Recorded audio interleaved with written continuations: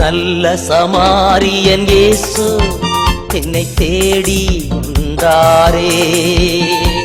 நல்ல சமாரியன் இயேசு என்னை தேடி வந்தாரே. தந்தை மகன் தூய ஆவியின் பெயராலே ஆமென். பரலோகத்தின் இறைவனின் பிதாவே, உம்முடைய நாமத்தை சொல்வதாக ரட்சகருக உடைய சித்தம் பரலோகத்தில் செயல்படுவது போல உலகத்தில் செயல்படுவதாக. எங்களுக்கு கிடைத்தவர்களும் எங்களுக்கு தீமை செய்தவர்களே நாங்கள் பொறுப்பது போல எங்கள் பாவங்களை பொறுத்தவர்களும் எங்களை சோதனையை விடாதையும் தீமையிலிருந்து எங்களை சுத்தரலும். ஆமென். கிறிஸ்துவுக்கு பிரியமானவர்களே, மீண்டுமாக இந்த காணொலி காட்சி வழியாக சந்திப்பதிலே மீண்டும் மகிழ்ச்சி அடைகிறேன். தேவன் நாளை கொடுத்து உங்களையும் எங்களையும் ஆசீர்வதித்திற்காக நன்றி செலுத்துகிறோம். நாளை நான் தியானிக்க போகும் சிம்சோனை பற்றிய காரியங்களை தேவனோடு ஈடுபட்டு பேச வேண்டுமாய் ஆராதனை ஒப்புக் கொடுத்து சகோதரர்கள் ஜெபிப்பார்கள். இதை காணக்கூடிய ஒவ்வொருவரையும் ஒப்புக் கொடுத்து எங்கள் பிரியவர்கள் மகன் டெய்லியை ஒப்புக் கொடுத்து இந்த ஆராதனை ஒப்புக் கொடுத்து சகோதரர்கள் பொழுது ஜெபிப்பார்கள். நடந்ததெல்லாம் நன்மைக்கே நன்மைக்கே நன்றி சொல்லி மகிழ்வேன் என்றைக்கே. நடந்ததெல்லாம் நன்மைக்கே நன்மைக்கே நன்றி சொல்லி மகிழ்வேன் என்றைக்கே. நன்றி நன்றி எல்லாம் நன்மைக்கே நன்றி. நன்றி நன்றி எல்லாம் நன்மைக்கே நன்றி. நடந்ததெல்லாம் நன்மைக்கே நன்மைக்கே நன்றி சொல்லி மகிழ்வேன் என்றைக்கே. உள்ளான மனிதனை புதிதாக்கி உடைத்து ஒரு மாற்றி நடத்துகிறேன்.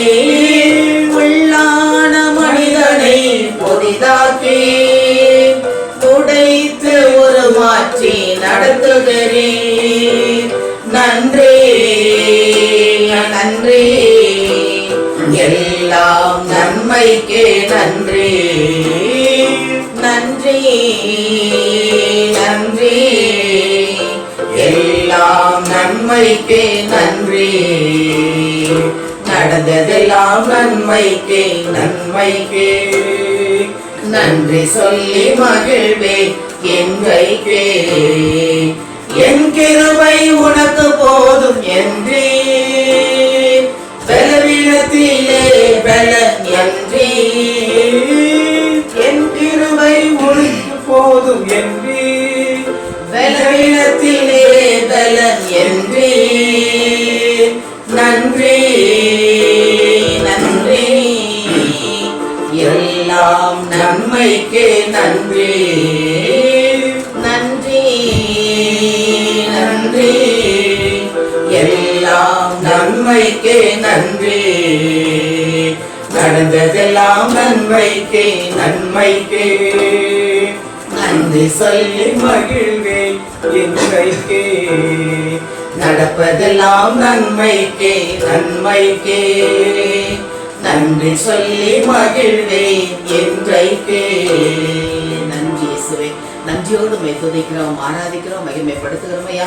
இதுவரை நீ நடத்தி வந்த ஒவ்வொரு காரியங்களும் எங்களுக்கு நன்மையாக இருந்ததற்காக உமக்கு நன்றி செலுத்துகிறோம் ஐயா.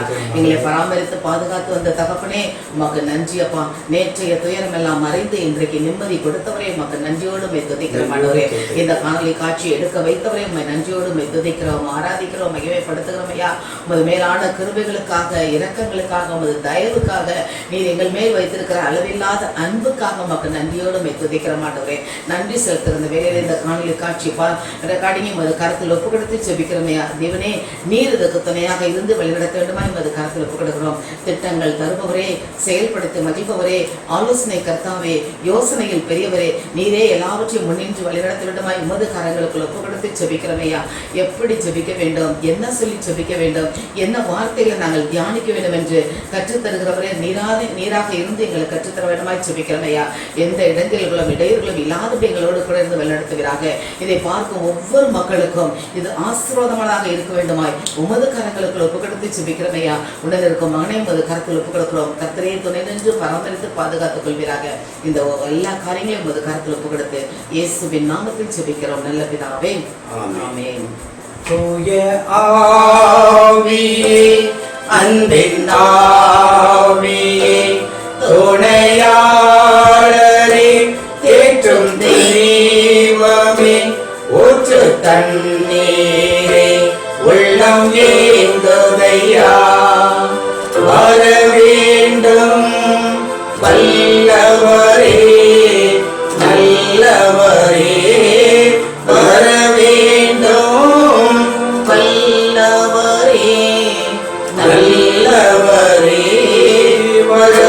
வேண்டும் தேவ ஆவியே எங்கள் மத்தியிலே வர வேண்டும் தேவ ஆவியே எங்கள் உள்ளத்திலே ஆட்கொள்ளும் ஐயா அபிஷேகியும் அனல் மூட்டும் ஐயா அனல் மூட்டும் ஆட்கொள்ளும் ஐயா அபிஷேகியும் அனல் மூட்டும் ஐயா அனல் மூட்டும்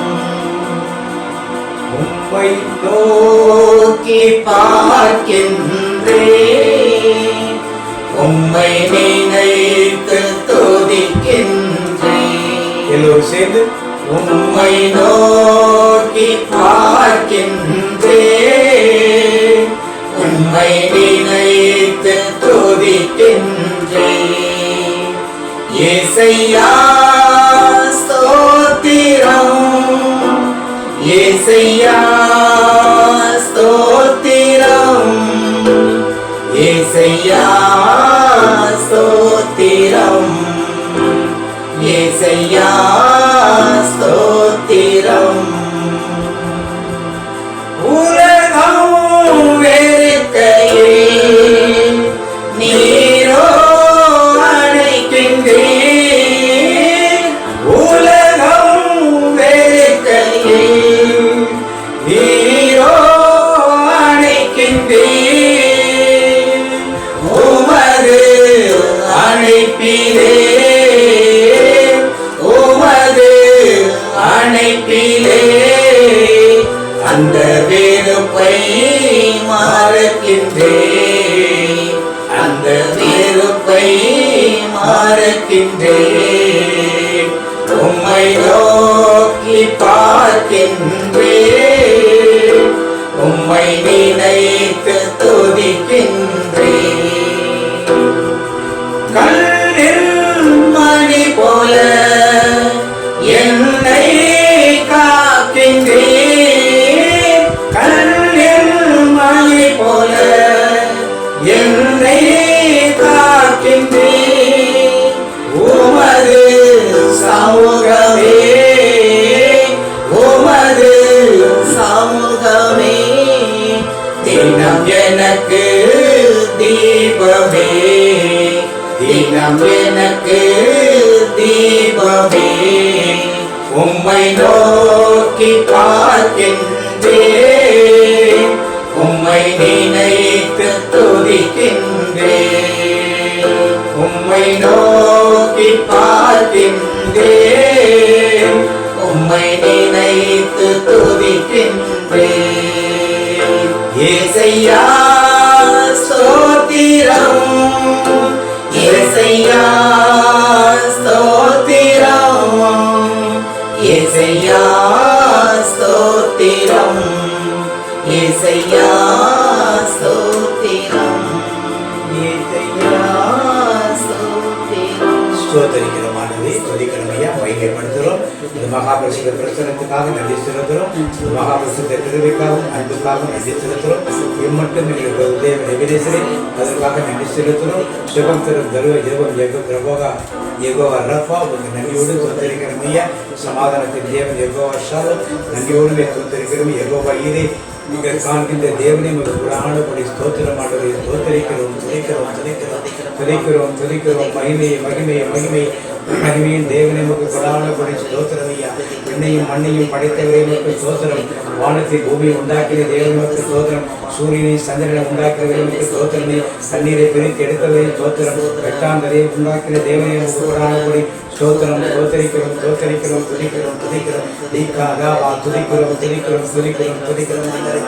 மரம் செடி கொடிகளை உண்டாக்கினவரை தோத்திரம் பொற்கொண்டுகளை உண்டாக்கினவரை நமக்கு கொடானபடி ஸ்தோத்திரம் ஸ்தோத்திரம் தோத்தரிக்கிறோம் தோத்தரிக்கிறோம் துதிக்குமே மகிமை மகிமை தேவ மகிமைக்காக நன்றியோடு தோத்தரிக்கிறோம் நன்றி நன்றி நன்றி நன்றிவே முடியாத அதிசயங்கள் செய்கின்ற தேவனே கோடான கோடி ஸ்தோத்திரம். அற்புதங்களை தேவனே உமக்கு ஸ்தோத்திரம். செங்கடலை இரண்டாக பிளந்தவரே உமக்கு ஸ்தோத்திரம். மேக ஸ்தம்பமே உமக்கு ஸ்தோத்திரம். அக்கினி ஸ்தம்பமே உமக்கு ஸ்தோத்திரம் ஐயா. எதிரியின் படைகளை தெங்கடலுக்கு வைத்து அமிழ்த்தினவரே உமக்கு ஸ்தோத்திரம். இந்து காலம் எகிப்திற்கு காண மாட்டீர்கள் சொன்னவரே உமக்கு ஸ்தோத்திரம். நீங்கள் சும்மா நிலை வேடிக்கை பாருங்கள் என்று சொல்லி பெரிய காரியத்தை செய்து முடித்தீர்கள். உமக்கு நன்றி அப்பா.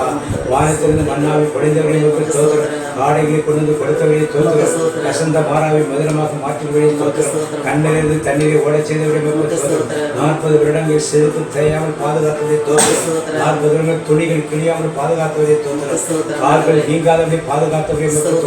எந்த நோயும் வராதவரை பாதுகாத்து வழிநடத்துவதே உமக்கு ஸ்தோத்திரம். ஒரு குறை இல்லாமல் பாதுகாத்தவரே உமக்கு ஸ்தோத்திரம். ஸ்தோத்திரம் ஸ்தோத்திரம் ஸ்தோத்திரிக்கிறோம் ஸ்தோத்திரிக்கிறோம்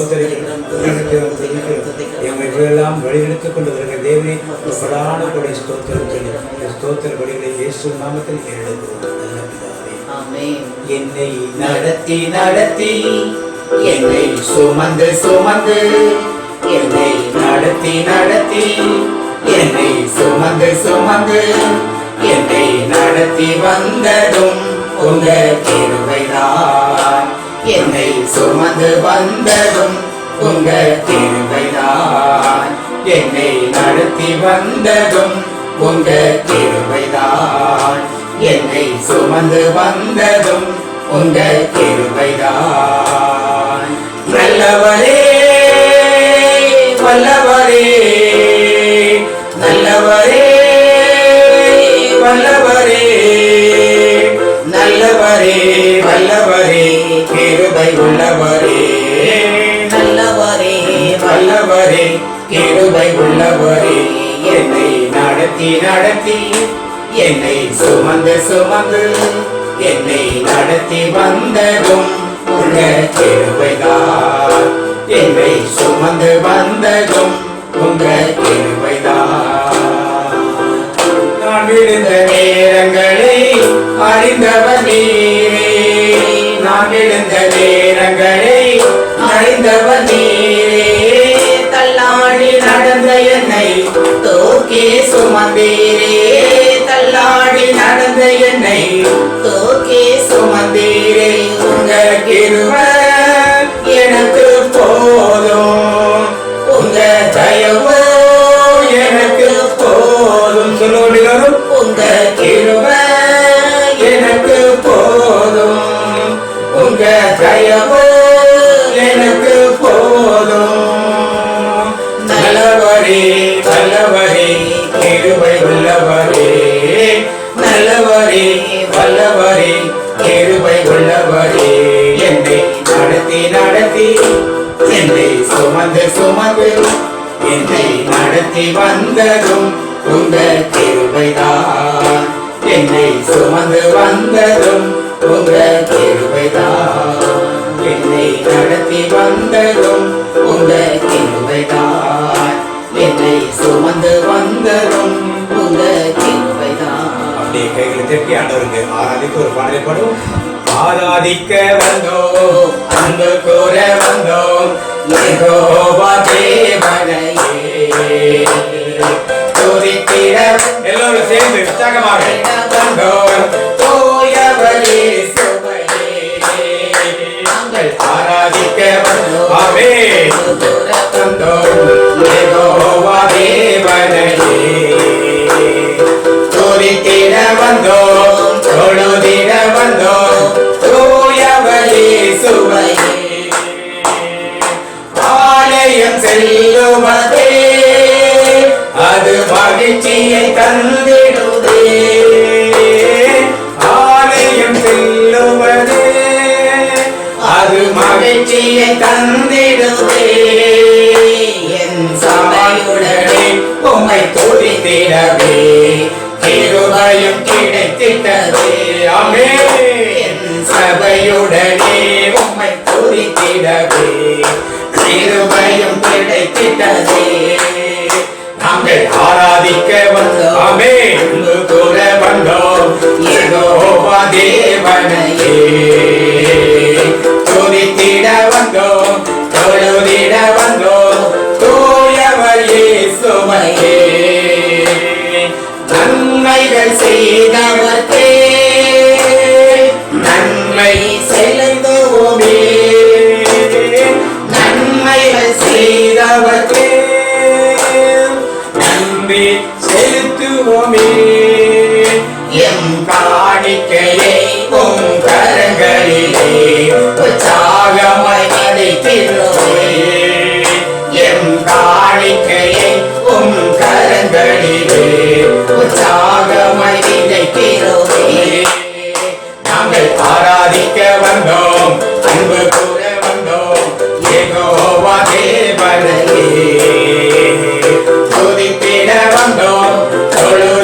வந்தோம் தூயவர் இயேசுவையே. நாங்கள் ஆராதிக்க வந்தோம், அன்பு கூற வந்தோம் யெகோவா தேவனையே. துதித்திட வந்தோம், தொழுதிட வந்தோம் தூயவர் இயேசுவையே. தூயவர் இயேசுவையே. நினைவில்லா ஏக்கமெல்லாம் என் வாஞ்சையெல்லாம் நீரே. நினைவெல்லாம் ஏக்கமெல்லாம் என் வாஞ்சையெல்லாம் நீரே. உம்மோடு நான் நடக்கணுமே, உம்மோடு நான் பழகணுமே, உந்தன் சித்தம் செய்யணுமே. என் அன்பே என் உயிரே, என் அன்பே என் உயிரே. மழைக்காக காத்திருக்கும் பயிர் போல நான் காத்திருந்தேன். மழைக்காக காத்திருக்கும் பயிர் போல நான் காத்திருந்தேன். கீழ்காற்று வீசுமென்று ஆவலுடன்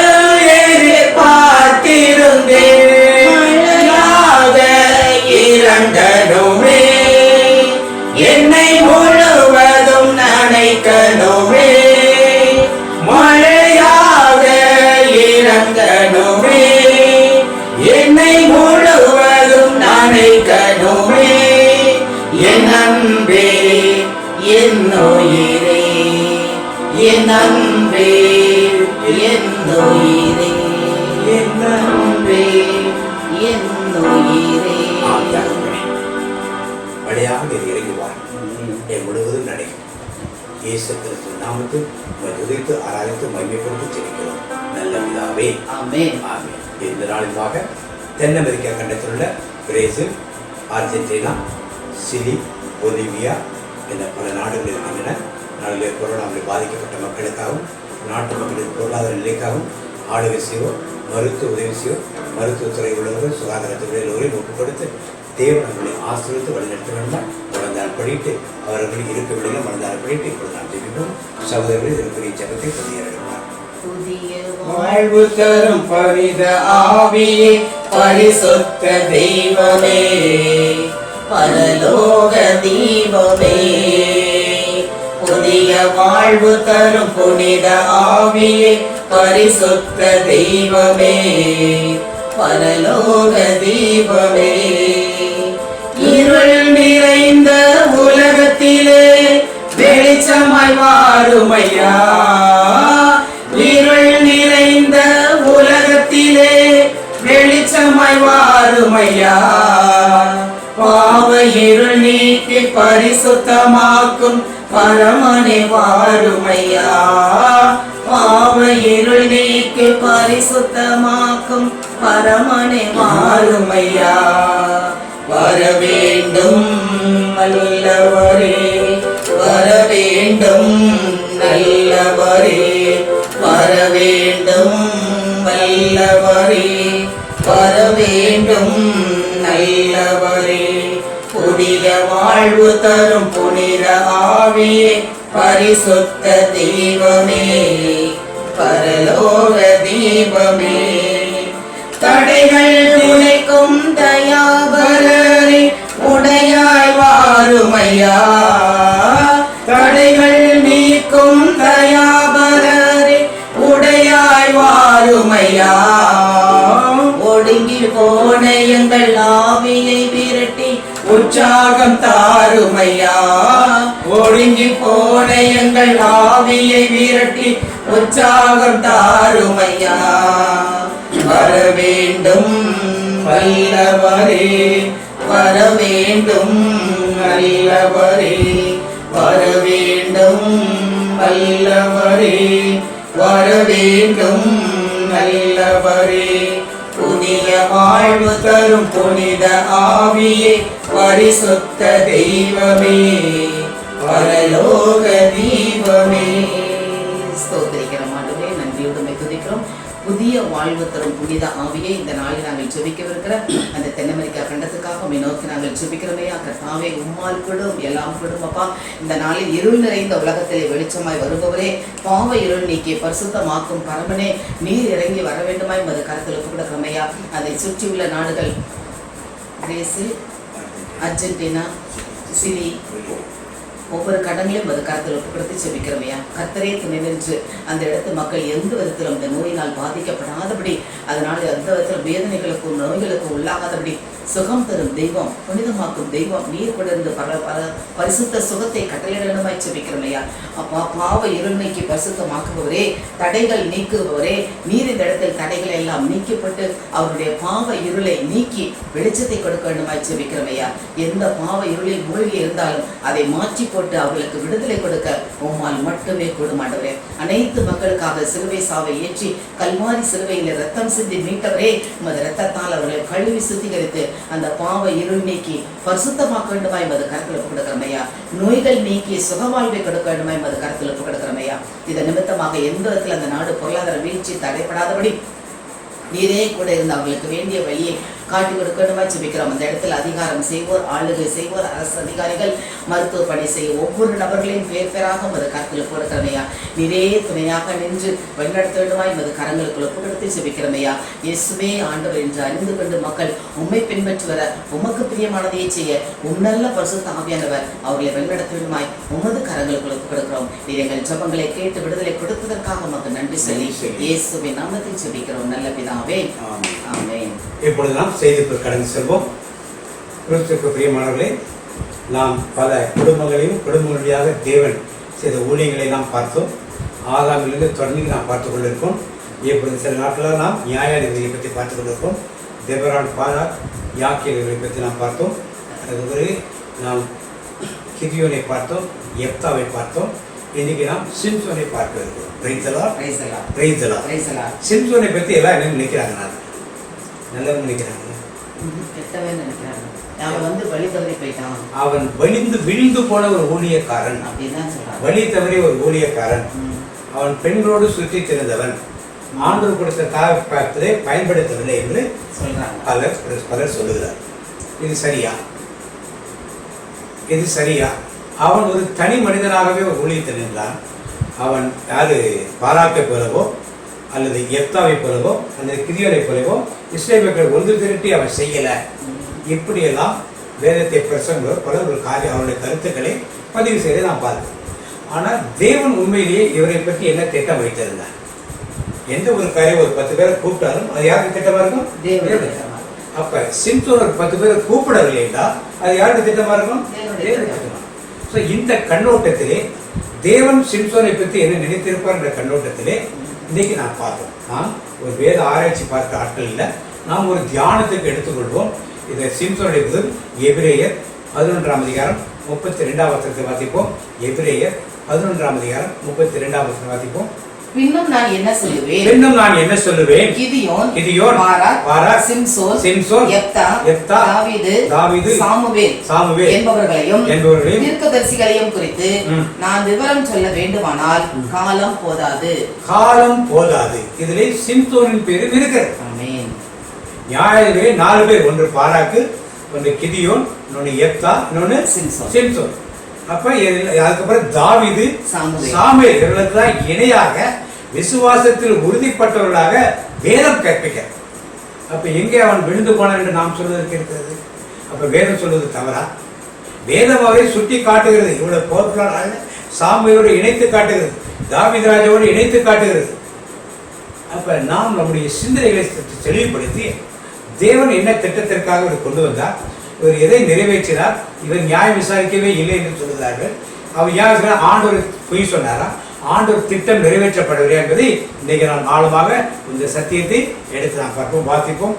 நியாயாதிபதிகள் எல்லாம் பைபிளை கையில் எடுத்துங்க, பைபிளை கையில் எடுத்து நியாயாதிபதிகள் 13ஆம் அதிகாரம் வாசிப்போம். 1 வாசிப்போம். 13:1 இஸ்ரவேல் புத்திரர் மறுபடியும் கர்த்தரின் பார்வைக்கு பொல்லாப்பானதை செய்தபடியால் கர்த்தர் அவர்களை 40 வருஷம் அளவும் பெலிஸ்தர் கைகளில் ஒப்பு கொடுத்தார். இது ஏற்கனவே நம்ம ஒவ்வொரு முறையும் பார்க்கிறோம். பெலிஸ்தர் என்ன பண்றாங்க? இஸ்ரவேல் மக்கள் என்ன பண்றாங்க? கர்த்தருக்கு பொல்லாப்பானதை அப்பப்ப செய்து கொண்டே இருக்காங்க. அவர்களுக்கு வேற குற்றமே தெரியல. தேவனுக்கு விரோதமாக போறதுனால ஆண்டு உடனே அவர்களை யார்கிட்ட ஒப்பு கொடுத்தாரு? யார்கிட்ட ஒப்பு கொடுத்திருக்காரு? பெலிஸ்தர் கையில் ஒப்பு கொடுத்திருக்கிறார். இந்த நிலையிலே 2வது வசனம், அப்பொழுது தான் வம்சத்தானாகிய சோராய் ஊரான ஒரு மனுஷன் இருந்தான். அவன் பெயர் மனோவா. தான் வம்சத்தை சேர்ந்தவன். அவன் மனைவி பிள்ளை பெறாத மலடியாய் இருந்தான். அவன் மனைவிக்கு பிள்ளை கிடையாது. அதனால எல்லாரும் மலடின்னு சொல்லிட்டாங்க. வயது ஆயிருக்கலாம். அப்ப என்ன நடந்தது? கர்த்தருடைய தூதனானவர் அந்த ஸ்திரீக்கு தரிசனமாகி அந்த பெண்ணுக்கு தரிசனமாகி அவளை நோக்கி இதோ பிள்ளை பெறாத மலடியான நீ, தூதரை சொல்ற பிள்ளை பெறாத மலடியான நீ கற்பம் தரித்து ஒரு குமாரனை பெறுவாய். ஆதலால் நீ திராட்சை ரசமும் மதுபானமும் குடியாத படிக்கும் தீட்டான ஒன்றும் புசியாத படிக்கும் எச்சரிக்கையாயிரு. கற்பம் தரித்து ஒரு குமாரனை பெறுவாய். அவன் தலையின் மேல் சவரகன் கத்தி படலாகாது. அந்த பிள்ளை பிறந்தது முதல் தேவனுக்கு என்று நசரேனா இருப்பான். அவன் இஸ்ரவேலை பெலிஸ்தரின் கைக்கு நீங்களாக்கி ரட்சிக்க தொடங்குவான் என்றார். ஒரு வருஷம் வாசிப்போம். கர்த்தருடைய தூதனானவர் அவளை நோக்கி, கர்த்தருடைய தூதன் இப்ப அவளை நோக்கி பேசுகிறார். என்ன பேசுறாரு? இதோ பிள்ளை வேணும்னு ஜெபம் பண்ணாங்கன்னு எழுத்து பக்கம் சொல்லப்படவில்லை. ஆனா கர்த்தருடைய தூதன் என்ன பண்றாரு? மலடியா இருக்கிற நீ கற்பம் தரித்து ஒரு குமாரனை பெறுவாய். ஒரு ஆசீர்வாதத்தை கொடுக்கிறார். அடுத்து என்ன சொல்ற? 2வது, ஆதலால் திராட்சை ரசமும் நீ என்ன பண்ணக்கூடாது? திராட்சை ரசமும் இஷ்டப்படி வாழ்க்கையை வாழக்கூடாது. நீ நினைச்சதை சாப்பிடக்கூடாது. நீ வேணுங்கிறத குடிக்க கூடாது. நீ திராட்சை ரசமும் மதுபானமும் முடியாத படிக்கும் தீட்டான மிருகங்கள் எதை நீ என்ன பண்ண சாப்பிடவே எச்சரிக்கையாயிரு அப்படின்னு தாய்க்கு ஒரு எச்சரிக்கை கொடுக்கிறார். அடுத்து, நீ கற்பம் தரித்து ஒரு குமாரனை பெறுவாய். அவன் தலையின் மேல் சவரகன் கத்தி படலாகாது. நீ கற்பம் தரித்து ஒரு பிள்ளையை பெறுவாய். அவன் தலையில கூடாது சவரகன் கத்தி படக்கூடாது. எப்போ கத்தி படக்கூடாது? இது வரைக்கும் அவன் அந்த பிள்ளை பிறந்தது முதல் தேவனுக்கு என்று நசரேனா இருப்பான். அவன் இஸ்ரவேலை பெலிஸ்தரின் கைக்கு நீங்களாக்கி ரட்சிக்க தொடங்குவான் என்று. பிறந்தது முதல் இது வரைக்கும் கொடுக்கப்படும். இது வரைக்கும் சாகு வரைக்கும் முடிய எடுக்க கூடாது. தலை எப்படி இருக்க முடியும் பார்க்கறதுக்கு? இப்படி ஒரு பிள்ளையை வளர்க்க வேண்டும் என்று அவருக்கு கட்டளை கொடுக்கிறார். அதுக்கப்புறம் வாசிப்போம். அப்பொழுது அந்த ஸ்திரீ தன் புருஷனிடத்தில் வந்து, தேவனுடைய மனுஷன் ஒருவர் என்னிடத்தில் வந்தார். அவருடைய சாயல் தேவனுடைய தூதரின் சாயலை போல மகா பயங்கரமாய் இருந்தது. எங்கே இருந்து வந்தீர் என்று நான் அவரிடத்தில் கேட்கவில்லை. அவர் தம்முடைய நாமத்தை எனக்கு சொல்லவும் இல்லை. அவர் என்னை நோக்கி, இதோ மனைவி போய் கணவன்கிட்ட சொன்னார். மனாசையிட்ட சொன்னது மாதிரி தேவரோட சாயமானது ஒரு சொல்லி இதெல்லாம் சொன்னாரு. மனவாட்டம் சொல்றாரு. சொல்றப்ப அப்ப அவர் மனவாட்டம் சொல்றாரு. வாசிப்போம். அடுத்தது, அவளே தொடர்ந்து சொல்றார். அவர் என்னை நோக்கி, இதோ நீ கற்பம் தரித்து ஒரு குமாரனை பெறுவாய். ஆதலால் நீ திராட்சை ரசமும் மதுபானமும் குடியாமலும் தீட்டானது ஒன்றும் புசியாமலும் இரு. அந்த பிள்ளை பிறந்தது முதல் தன் மரண நாள் மட்டும் தேவனுக்கு என்று நசரேனா இருப்பான் என்று சொன்னார் என்றார். அப்பொழுது மனோவா கர்த்தரை நோக்கி விண்ணப்பம் பண்ணி, அதை ஏற்கனவே சொல்லிட்டார். அவர் சொன்னதை விட்ட சொல்றாரு. இப்ப மனோவா கர்த்தரை நோக்கி என்ன பண்ணாரு? விண்ணப்பம் பண்ணி, என் ஆண்டவரே, நீர் அனுப்பிய தேவனுடைய மனுஷன் மறுபடியும் ஒரு விசை எங்களிடத்தில் வந்து பிறக்க போகிற பிள்ளைக்காக நாங்கள் செய்ய வேண்டியதை எங்களுக்கு கற்பிப்பாராக என்று வேண்டிக் கொண்டார். எப்படி இருக்கு? ஒரு கட்டில மதுரசம் மதுபானம் குடிக்க கூடாது, திராட்சை ரசம் குடிக்க கூடாது, தீட்டானதை சாப்பிடக்கூடாது. இதெல்லாம் ஒரு கண்டிஷன் சொன்னோன்னே இது என்ன கூடாது? மீண்டும் தேவன் நோக்கி மனோவா விண்ணப்பம் பண்ணி ஆண்டவரே எங்களுக்கு கற்பியும். எத்தனை பேர் வேண்டிக்கிற மாதிரி ஜெபம் பண்ணுவோம்? ஆண்டவருக்கு ஜெபம் பண்ணுமா? ஆனா மருத்துவரை நோக்கி கேட்போம், வீட்டில் உள்ள பெரியவர்களை நோக்கி கேட்போம். ஆனா ஆண்டவரை நோக்கி கேட்பா? கேட்க மாட்டோம். ஆனா மனோவா கேட்கிற இந்த குடும்பம் எப்படி இருக்கு பாருங்க. சிம்சோன் பிறந்த குடும்பம், மனைவி குழந்தை இல்லாம அவளுக்கு ஒரு குழந்தை ஆர்டர் வந்து கொடுக்குறீங்க. குழந்தைய எப்படி வளர்க்கணும்னு சொல்றாரு. நீ எப்படி இருக்கணும்னு சொல்றாரு. உடனே அவருடைய தகப்பாடு நினைக்கிறாரு. குழந்தை பிறக்கிறதுனாலே எப்படி வளர்க்க வேண்டிய எங்களுக்கு நீ அடுத்து வாசிப்போம். தேவன் மனோவாவின் சத்தத்துக்கு தேவன் மனோவாவின் சத்தத்துக்கு என்ன பண்ணாரு? செவி கொடுத்தார். செவி கொடுத்தார். Price the Lord. Praise the Lord. Praise the Lord. Praise the Lord. அடுத்தது அந்த ஸ்திரீ வயல்வெளியில் இருக்கும்போது தேவனுடைய தூதனானவர் திரும்பவும் அவரிடத்தில் இப்ப வந்தார். தேவனுடைய தூதர் திரும்பவும் அவரிடத்தில் வர அப்பொழுது அவள் புருஷனாகிய மனோவா அவளோடு இருக்கவில்லை. ஆகையால் அந்த ஸ்திரீ சீக்கிரமாய் ஓடி இதோ அன்று என்னிடத்தில் வந்தவர் எனக்கு தரிசனமானார் என்று தன் புருஷனுக்கு அறிவித்தாள். அப்பொழுது மனோவா எழுந்திருந்து தன் மனைவியின் பின்னாலே போய் அவரிடத்திற்கு வந்து இந்த ஸ்திரீயோடு பேசினவர் நீர்தானா என்று அவரிடத்தில் கேட்டார். அவர் நான் தான் என்றார். அப்பொழுது மனோவா நீ சொன்ன காரியம் நிறைவேறும் போது சொன்ன காரியம், அதாவது பிள்ளை பிறக்கும் காரியம் நிறைவேறும் போது அந்த பிள்ளையை எப்படி வளர்க்க வேண்டும், அதை எப்படி நடத்த வேண்டும் என்று கேட்டான்.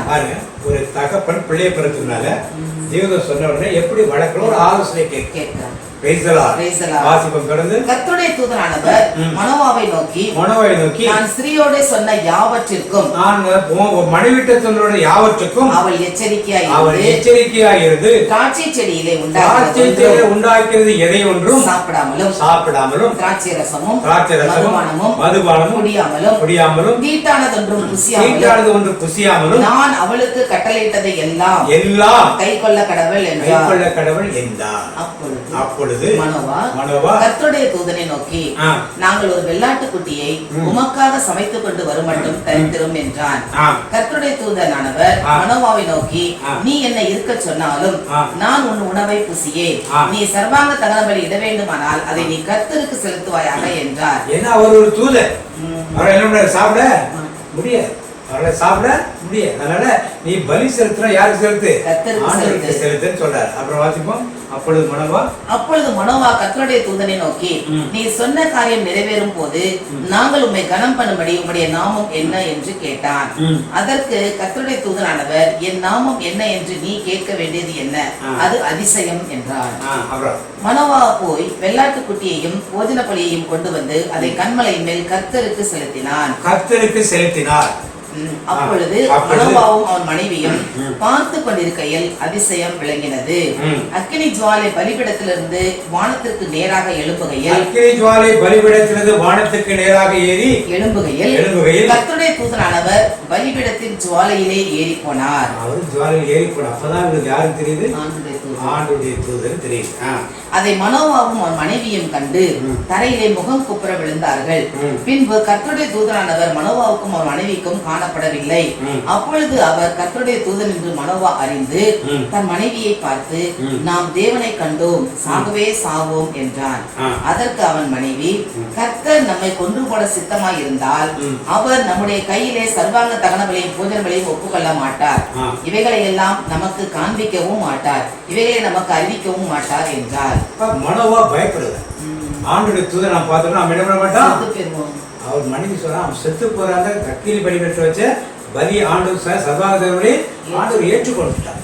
அதுதான் தூதர் எடுத்துட்டு போனதை நம்ம பார்த்தோம். அப்புறம் எப்படி கொள்வான்னு திடப்படுத்தி தைரியமாக இருக்கிறாங்க. அந்த ஸ்திரீ ஒரு குமாரனை பெற்று அவனுக்கு சிம்சோன் என்று பெயரிட்டார். சிம்சோன் என்று அவள் பெயரிட்டார். அந்த பிள்ளை வளர்ந்தது. கர்த்தர் அவனை ஆசீர்வதித்தார். கர்த்தர் அவனை என்ன பண்ணாரு? ஆசீர்வதித்தார். இந்த ஒரு பிள்ளையை இந்த குடும்பத்திலிருந்து நல்லா பார்த்து ஒரு குடும்பத்திலிருந்து தேவன் உருவாக்கி கொண்டது. அப்ப பிறக்கிறதுக்கு முன்னால இந்த பிள்ளையை பற்றி விசாரித்தவர்கள் இந்த பிள்ளை எப்படி வளர்த்திருப்பாங்க? மற்ற பிள்ளைங்களாம் மது அது திராட்சை ரசம் கூட அது கூட குடிச்சது பெற்றோர் கொடுத்துருப்பாங்களா? மற்ற பிள்ளைங்களாம் போய் கடையில் போய் முடிய வெட்டிட்டு வந்துருக்கும். இவன் வெட்டிட்டு வந்துருப்பானா? வெட்டி வந்துருப்பானா? இவன் ஆள் கொஞ்சம் பராக்கிரமசாலியா இருக்கு. மற்ற பிள்ளைகள் செய்யற காரியத்தை எல்லாம் இவனால செய்யல. பெற்றோர் மற்ற பிள்ளைகள் ரொம்ப ஒட்டி உறவாடக்கூடிய என்ன பண்ணார்கள்? வளர்த்தார். யாருக்கு பொருத்தனை செய்யப்பட்டவன்? தேவனுக்கு பொருத்தனை செய்யப்பட்ட இடத்தினால ஒரு முடிவெட்டுறது கிடையாது. இவனுக்கு மற்ற பிள்ளைகள் முன்னாடி ட்ரெஸ் பண்றது கிடையாது. மற்ற பிள்ளைகளை மிங்கிள் பண்ண விடுதுன்னா இவன் தேவனுக்கு உரியவன். மற்ற பிள்ளைகளை பேசியிருந்தா கண்டதையும் சாப்பிடுவான், தீட்டானதை சாப்பிடுவான் அப்படின்ட்டு ரொம்ப ஜாக்கிரதையாக இந்த பிள்ளைகள் வளர்த்தார். இவன் பெரியவன் ஆன பிறகு 25ஆம் வாசிப்போம். அவன் சோராவுக்கும் எஸ்தோவாக்கும் நடுவில் உள்ள தானின் பாளையத்தில் இருக்கையில் கர்த்தருடைய ஆவியானவர் அவனை ஏவ துவங்கினார். தேவனுடைய சித்தம் இவனுக்குள் நிறைவேற ஆரம்பிச்சு. இந்த குடும்பத்திலிருந்து ஒரு ஊழியக்காரர் வந்திருக்கு. அவனுக்கு சிம்சோன். அவன் கர்த்தருடைய ஆவி அவனை ஏவ துவக்கினார். அப்ப இந்த துவக்கின காலத்திலிருந்து யார் சிம்சோன் செயல்படுகிறது? ஆண்டவருடைய ஆவி. இதனால தெளிவா நான் தெரிஞ்சுக்கிறேன். Praise the Lord. Praise the Lord. Praise the Lord. Praise the Lord. Praise the Lord. Praise the Lord. அடுத்த வாசிப்போம் 14:1. சிம்சோன் திம்னாத்துக்கு போய் ஆ. திம்னாத்திலே பெலிஸ்தரின் குமாரத்திலே ஒரு பெண்ணை கண்டு ஆ. திரும்ப வந்து தன் தாயையும் தகப்பனையும் நோக்கி திம்னாத்திலே பெலிஸ்தரின் குமாரத்திலே ஒரு பெண்ணை கண்டேன், ஆ. அவளை எனக்கு கொல்ல வேண்டும் என்றான். ஆ. அப்பொழுது அவன் தாயும் அவன் தகப்பனும் அவனை நோக்கி, நீ போய் விருத்தசேதம் இல்லாத பெலிஸ்தரிடத்தில் ஒரு பெண்ணை கொல்ல வேண்டியது என்ன? உன் சகோதரரின் குமாரத்திலும் எங்கள் ஜனம் அனைத்திலும் பெண் இல்லையா என்றார்கள். சிம்சோன் தன் தகப்பனை நோக்கி, அவள் என் கண்ணுக்கு பிரியமானவள், அவளையே எனக்கு கொல்ல வேண்டும் என்றான். அப்ப சிம்சோனை கர்த்தர் ஏவ தொடங்கினார். நிறைய பேர் சொல்றாங்க சிம்சோன் அவன் இஷ்டப்படி போய் ஒரு பொண்ணை பார்த்துட்டான்னு சொல்லுவாங்க. ஆமா, அவங்க அம்மா அப்பா சொல்றாங்க, ஏன் நம்ம இனத்தாரத்தை உனக்கு பெண்ணு கிடைக்கலையா, நம்முடைய சொந்தக்காரர்கள் இல்லையா, சகோதர குடும்பத்தில் இல்லையா, ஏன் இந்த பெண்ணை எடுக்காம நீ அங்க தேடி போற. ஆனா அவன் ஏன் தேடி போறான்? அவனை கர்த்தர் அவனை ஏவ அவன் அதன்படியாக நடந்தார் என்பதை நாம் அறிந்து கொள்ளும். அவன் ஏதோ இச்சையின் ஆசையாலே அந்த பொண்ணு அழகா இருக்கான்னு போய் அவளை கூட்டிட்டு வர, கூட்டி கல்யாணம் பண்ணிட்டு கேட்க. அவன் தகப்பன் பின்னால சொல்றப்ப என்ன, அவளுடைய தங்கை அவளை விட அதிக அழகானது, நீ அவளை திருமணம் செய்து கொண்டு சொல்ற. அப்ப அது முடியாதுன்னு சொல்லிட்டு வந்தா இவன் அழகை பார்த்து இதெல்லாம் பார்த்து இச்சையின் ஆவியால் தூண்டப்பட்டிருந்தால் அவன் தங்கச்சியை போய் கல்யாணம் பண்ணிப்பான். முதல் பொண்ணு போனவரு தங்கச்சி போய் கல்யாணம் பண்ணிப்பான். அவன் அப்படிலாம் செய்யல. அவன் இச்சையாவே தூண்டப்பட்டதாக நாம் நினைக்கிறோம். பலர் இப்படித்தான் நினைக்கிறான். அவன் தாய் தகவலை கூட்டு போய் தான் கல்யாணத்துக்கு போறான், இழுத்துட்டு போய் கல்யாணம் பண்ண. தாய் தகவல் சொல்றாங்க, அவர் என்ன நினைக்கிறார்கள்? 4வது வசனத்துக்கு போ. அவன் பெலிஸ்தரிடத்தில் குற்றம் பிடிக்க முகாந்திரம் உண்டாகும்படி இது கர்த்தரின் செயல் என்று அவன் தாயும் தகப்பனும் அறியாதிருந்தார்கள். ஒரு பிரச்சனையை உண்டாக்கணும், அதற்கு இவன் செய்கிறான் என்பது யாருக்கு தெரியல? தெரியும். அப்ப உண்மையான என்ன? பெலிஸ்தேற்று ஒரு பிரச்சனை உண்டு பண்றதுக்காகத்தான் கர்த்தருடைய ஆவியானவர் ஏன் என்ன பண்ணிருக்காரு? பெலிஸ்தேர் பண்ண போய் திருமணம் செய்ய தூண்டி இருக்கிறார். அதனால அவனை பற்றி ஒரு தவறான சிந்தையோடு அவன் பொம்பளைக்கு பின்னால சுத்தி தருகிறான்னு நினைக்கிறேன். கர்த்தரோட ஆவி ஏவுற காரியத்தை தவறாக நாம் நினைக்க வேண்டாம். அடுத்து வாசிப்போம். அக்காலத்திலே பெலிஸ்தர் இஸ்ரவேலை ஆண்டார்கள். அப்படியே சிம்சோனும் அவன் தகாயும் தகப்பனும் திம்னாத்துக்கு போக புறப்பட்டார்கள். அவர்கள் திம்னாத் ஊர் திராட்சை தோட்டங்கள் மட்டும் வந்த பொழுது இதோ கர்ச்சிக்கிற பாலசிங்கம் ஒன்று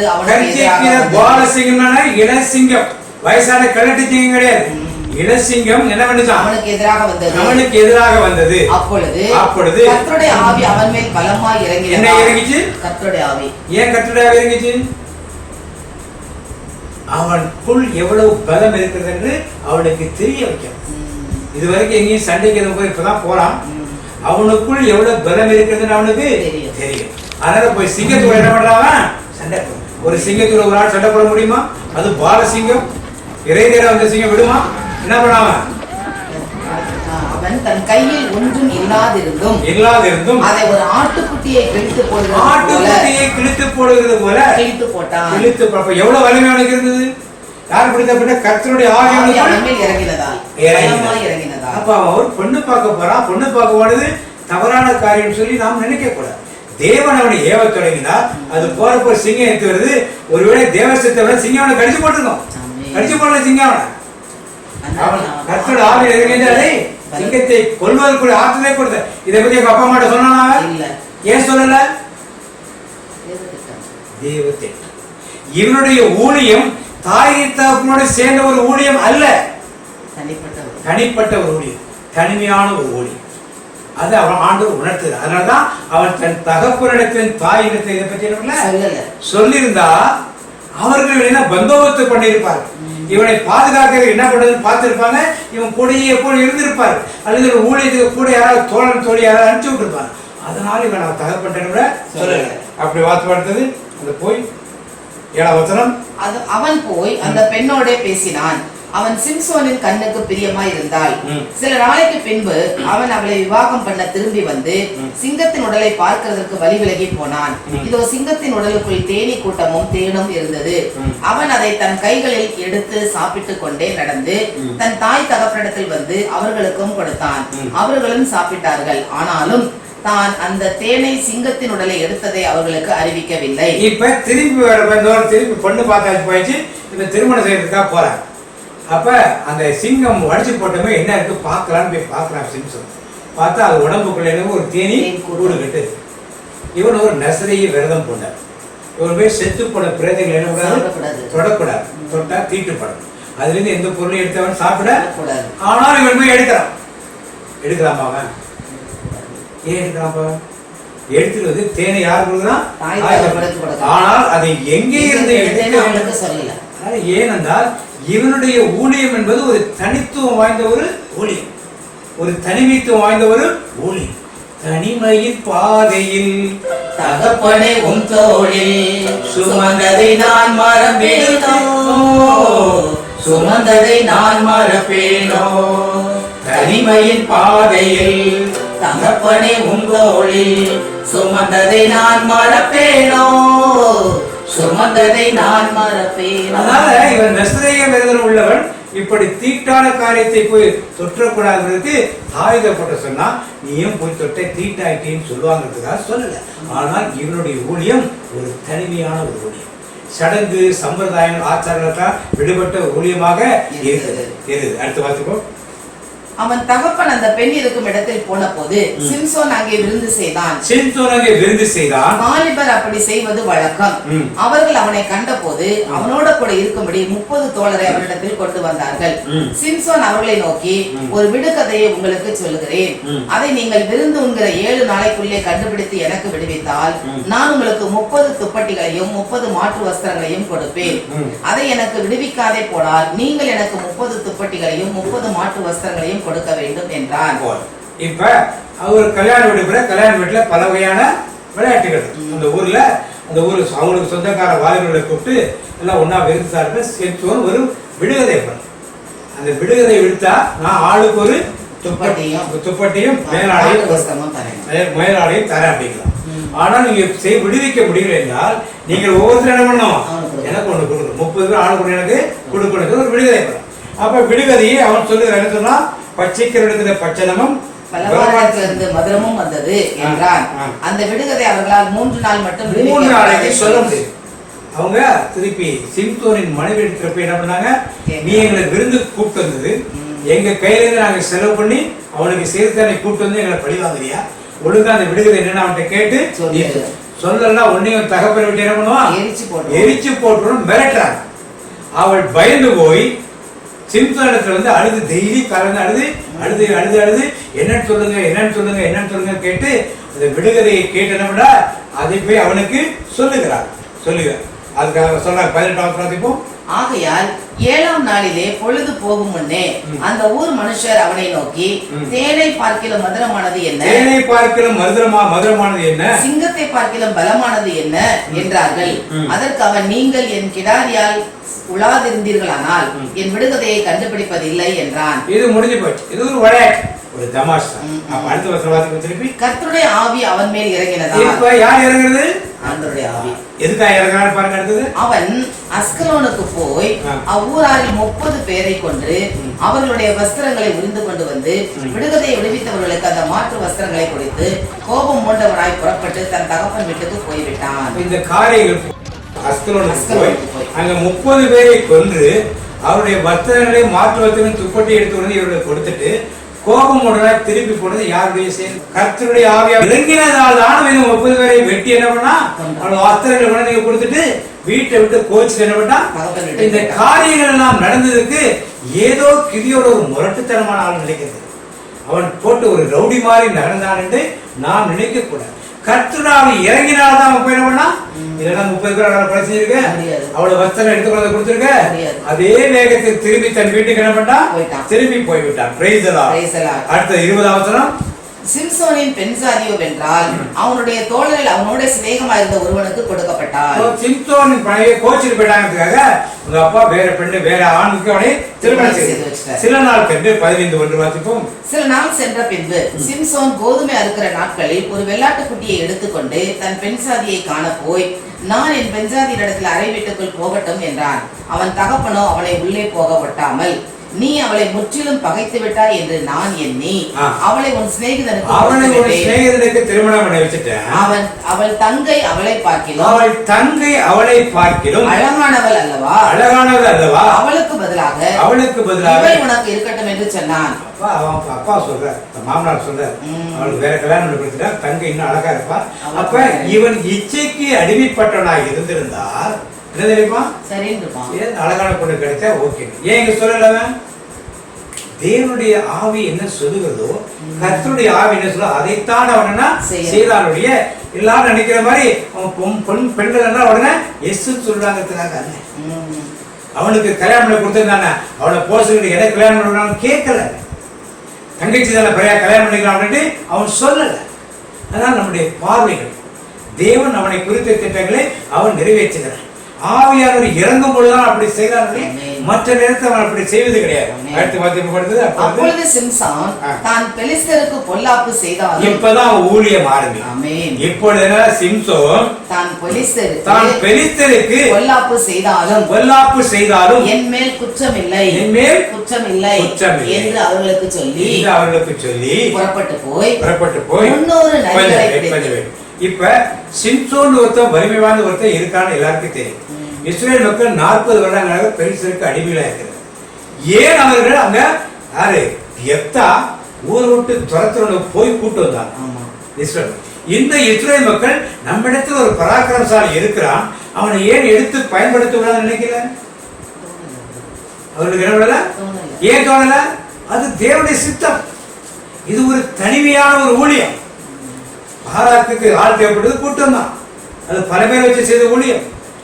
கிதியோனுக்கு ஆள் தேவைப்படுது, கூட்டம் தான். பல பேர் செய்த ஊழியம்.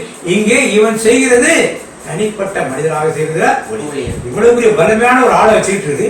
இஸ்ரேல் மக்கள், நீ தான்ப்பா எங்க தலைவர், நீ தான் எங்க சேனாதிபதி, நீ தான் எங்களை காப்பாற்றணும், நீ ஒரு ஆள் கூட நாங்க 10 பேர் வரன்னு சொல்லி யாரும் முன் வரல.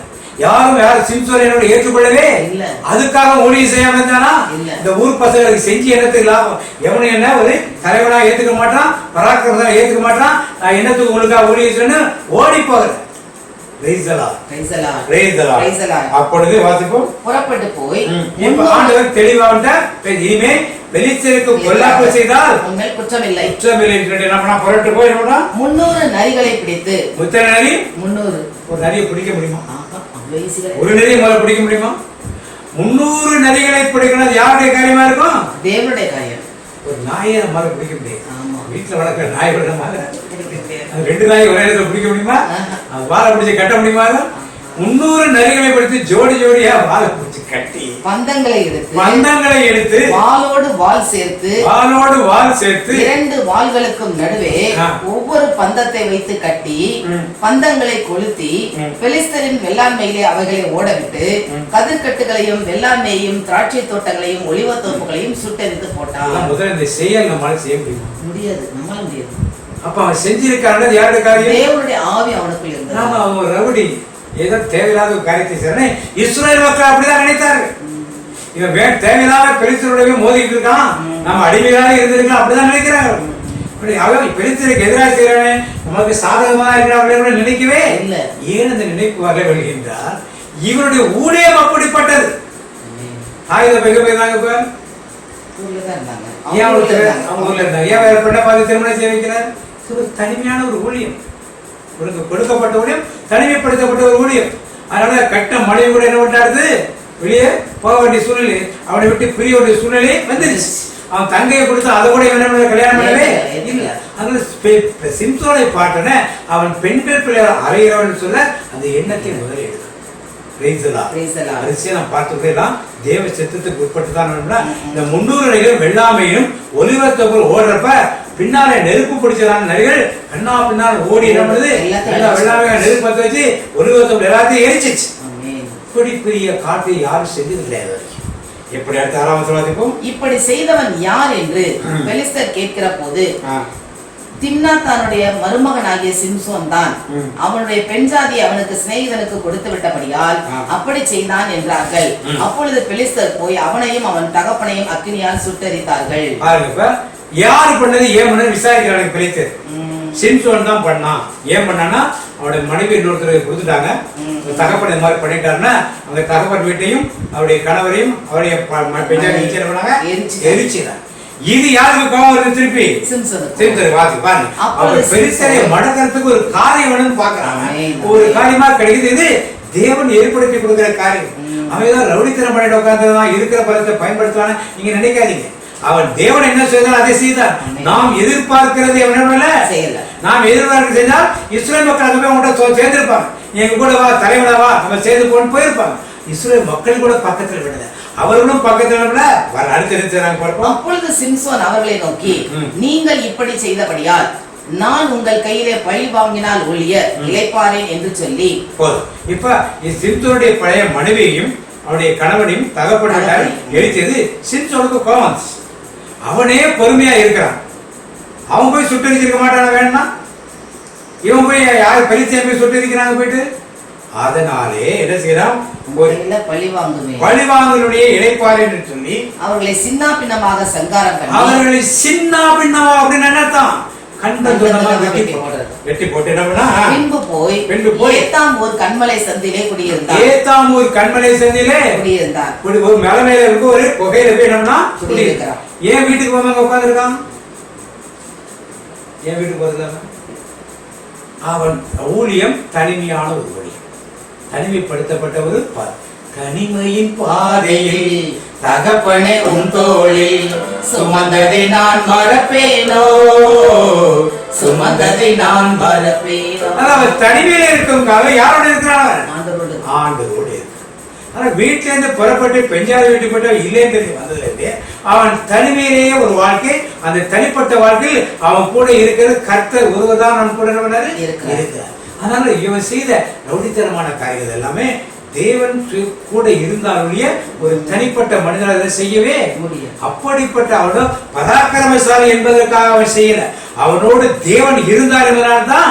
அதனால ஒவ்வொரு காரியமும் தேவனால் ஏவப்பட்டு செய்யறவன் அறிந்து கொள்ளும். அவன் செய்ததெல்லாம் தப்பு, அங்க போனது தப்பு, இங்க போனது தப்புன்னு நாம் தேவன் நினைத்து செய்து வைத்த காரியங்களை தப்பாக குறை சொல்லக்கூடாது. அடுத்து பார்த்தீங்கன்னா 9ஆம் வசனம். அப்பொழுது பெலிஸ்தர் போய் யூதாவிலே பாளையம் இறங்கி லேகி என்கிற வெளியிலே பரவி இருந்தார்கள். அப்ப யூதாய் பெலிஸ்தர் யுத்தத்துக்கு வராங்க. இவன் எல்லாத்தையும் சின்ன படமா அடிச்சு போட்டான். முதல்ல நல்ல பாளையத்தை எரிச்சான் வயல்வெளியில. இப்ப எல்லாரையும் சின்ன படமா வெட்டி கண்டதுடமா போட்டான். விட்டா பெரிய ஆளுநர் இஸ்ரேலுக்கு எதாவது போக்கெடுத்து அவங்களுக்கு தெரியுது இவன் இஸ்ரேல பாதுகாக்க சரி. யாருக்கு தெரியுது? பெலிஸ்தர் மக்களுக்கு தெரியுது, ஆனா யாருக்கு தெரியல? இஸ்ரேல் மக்களுக்கு தெரியல. நிக்கிறாங்க. அப்ப இஸ்ரேல் மக்கள் போய் கேட்கிறாங்க, அவங்ககிட்ட நீங்கள் எங்களுக்கு விரோதமாக வந்தது என்ன என்று யூதா மனுஷர் கேட்டதற்கு அவர்கள் சிம்சோன் எங்களுக்கு செய்தது போல நாங்களும் அவனுக்கு செய்யும்படி அவனை கட்டுகிறதற்காக வந்தோம் என்றார்கள். அவனை ஒரு ஆளை கட்டுறதுக்காக ஒரு பெரிய பாளையம் வந்திருக்கு. ஒரு ஆளுக்கு ஒரு பெரிய படையே வந்திருக்கு. அப்பொழுது யூதாவிலே 3000 பேர் ஏத்தாமூர் கண்மலை சந்திற்கு போய் பெலிஸ்தர் நம்மை ஆளுகிறார்கள் என்று தெரியாதா? அப்ப இஸ்ரவேல் 3000 பேர் போறாங்க. எங்க போறாங்க? அந்த கண்மலை புகைக்கு போய் சிம்சோன் பேசுறாங்க. நல்ல சிம்சோனே நல்ல காரியம் பண்ணிருக்க, நம்ம அவங்ககிட்ட விடுதலை வாங்கி கொடுத்துட்டு உங்க அட்வைஸ் எல்லாம் கேட்டுக்கிறேன், வாங்க நம்ம சேர்ந்தவங்களுக்கா யுத்தம் பண்ணணும்னு பேசினாங்களா? இல்ல. ஏன்? அவர்கள் செய்தது சிம்சோன் செய்ததெல்லாம் பெலிஸ்தருக்குத்தான் அப்படி செய்தான். அதை பற்றி இஸ்ரேல் மக்கள் சந்தோஷப்பட்டிருந்தாங்க. போய் பார்த்தவர்கள் என்ன பண்ணிருக்கணும்? வா தொடர்ந்து நாங்களும் சேர்ந்து வரோம், ஒரு வழி பண்ணிடுவோம், பெலிஸ்தர் நம்ம விடுதலை சொல்லி கேட்டாங்களா? இல்ல. என்ன பண்ணாங்க? நீ ஏன் அப்படி செஞ்சா? நம்ம பெலிஸ்தருக்கு அடிமைகளா இருக்கிறோமே. வாசிப்போம். பெலிஸ்தர் நம்மை ஆளுகிறார்கள் என்பது தெரியாதா? பின்ன ஏன் எங்களுக்கு இப்படி செய்தாய் என்று சிம்சோனிடத்தில் சொன்னார்கள். அதற்கு அவன், அவர்கள் எனக்கு செய்தபடியே நானும் அவர்களுக்கு செய்தேன். அவர்கள் எனக்கு செய்தபடி அவன் மட்டும் செய்யலாமா? அவன் மட்டும் நம்மளை அவமானப்படுத்தலாமா? அவன் மட்டும் என் குடும்பத்தை செய்யலாமா? அதற்காக நான் செய்கிறேன் அப்படின்னு சொல்லி சிம்சோன் பதில் சொல்றான். அப்பொழுது அவர்கள் உன்னை கட்டி பெலிஸ்தர் கையிலே ஒப்பு கொடுக்க வந்திருக்கிறோம் என்றார்கள். எவ்வளவு மோசமான ஒரு காரியம். இஸ்ரேல் மக்களை நியாயம் விசாரிக்க தேவன் சிம்சோனை எழுப்பினார். தேவன் எழுப்பின ஒருவரை கண்டுகொள்ள இல்ல. அவன் செய்யற காரியங்களை வைக்காத அவனுக்கு தெரிஞ்சு அவன் தான் கூப்பிடல, நீ போன நீ வாங்க நம்ம சேர்ந்து செய்வோம்னு சொல்லிடுறான். அவன் சொல்றான் எனக்கு அவன் இப்படி பண்ணிருக்கான், அதுக்கு நியாயம் வேணும்னு கேட்கிறான். அதுக்கு நியாயத்தை பத்தி இஸ்ரவேல் மக்கள் பேசினாங்களா? நாங்க அடிமையா இருக்கோம், அடிமையாக இருந்துறோம்னு சொல்லி தான் பேசுறாங்க. உன்னை கட்டி யாரோட கொடுக்க போறான்? பெலிஸ்தர் கையில. பாருங்க எவ்வளவு அவமானமான ஒரு காரியம்.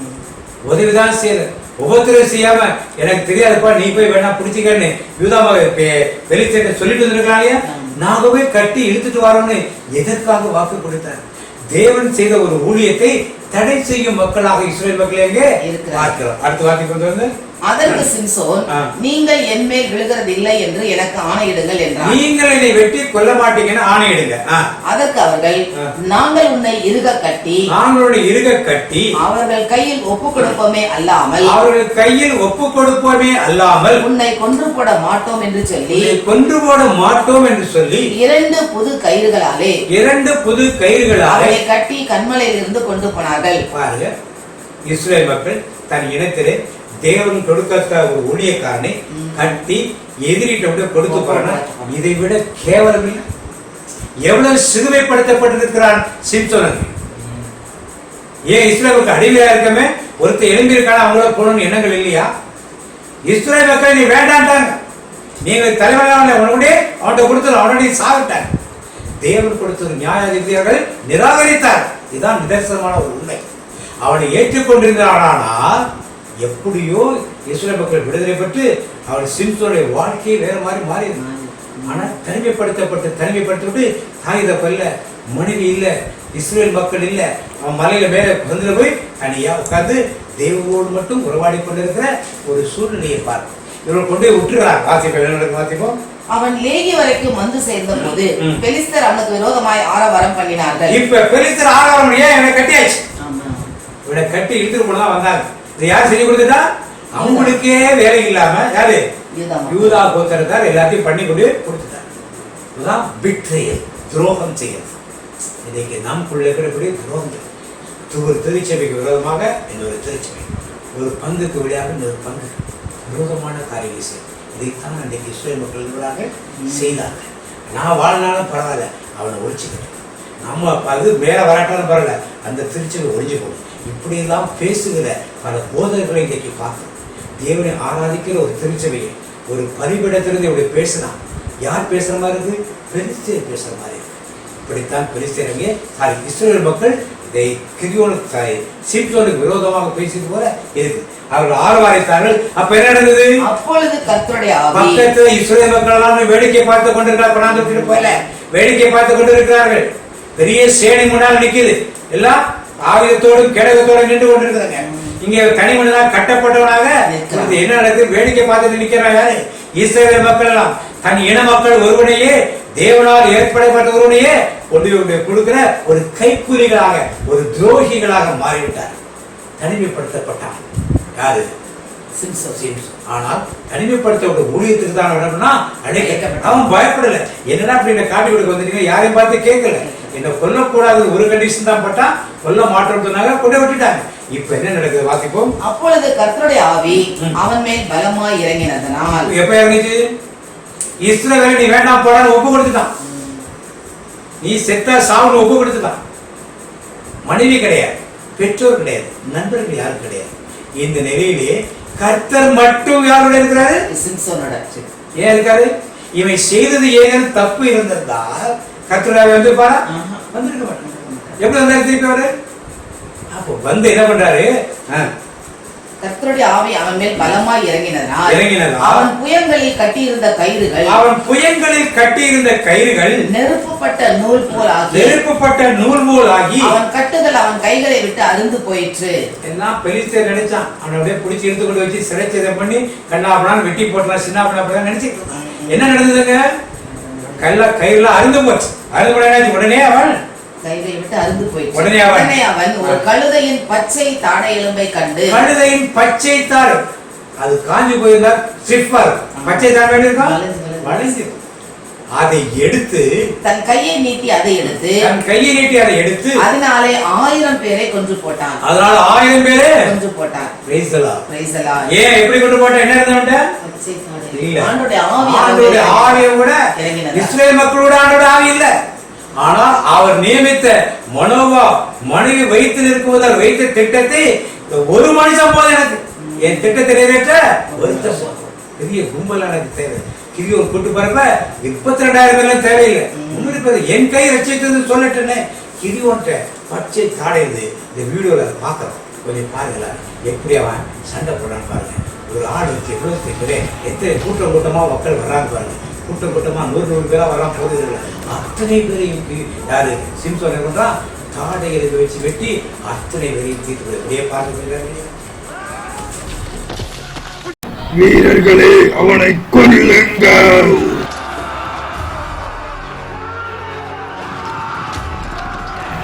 ஆண்டவரே எனக்கு துணை தாரும்.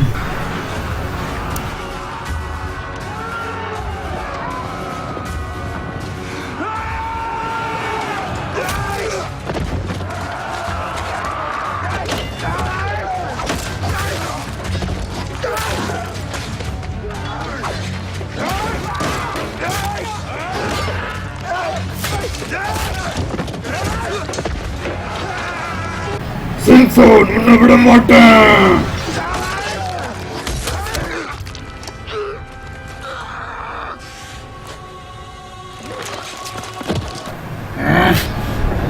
தலை எனக்கு வேண்டும்.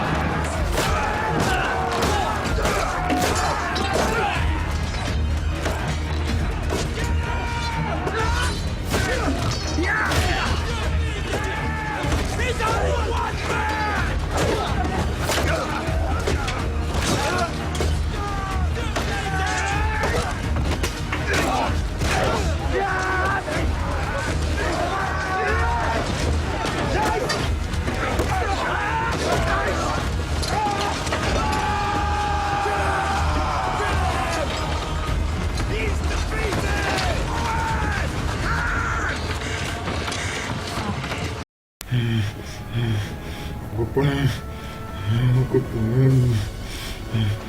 வலிமை தாரும், எனக்கு வலிமை தாரும்.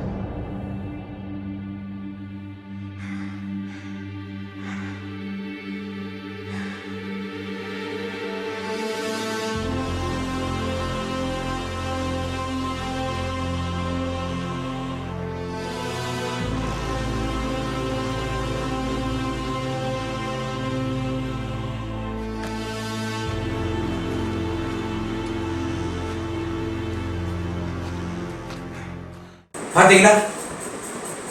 இப்படிப்பட்ட ஒரு பெரிய பராக்கிரமசாலி யார் இருந்தா?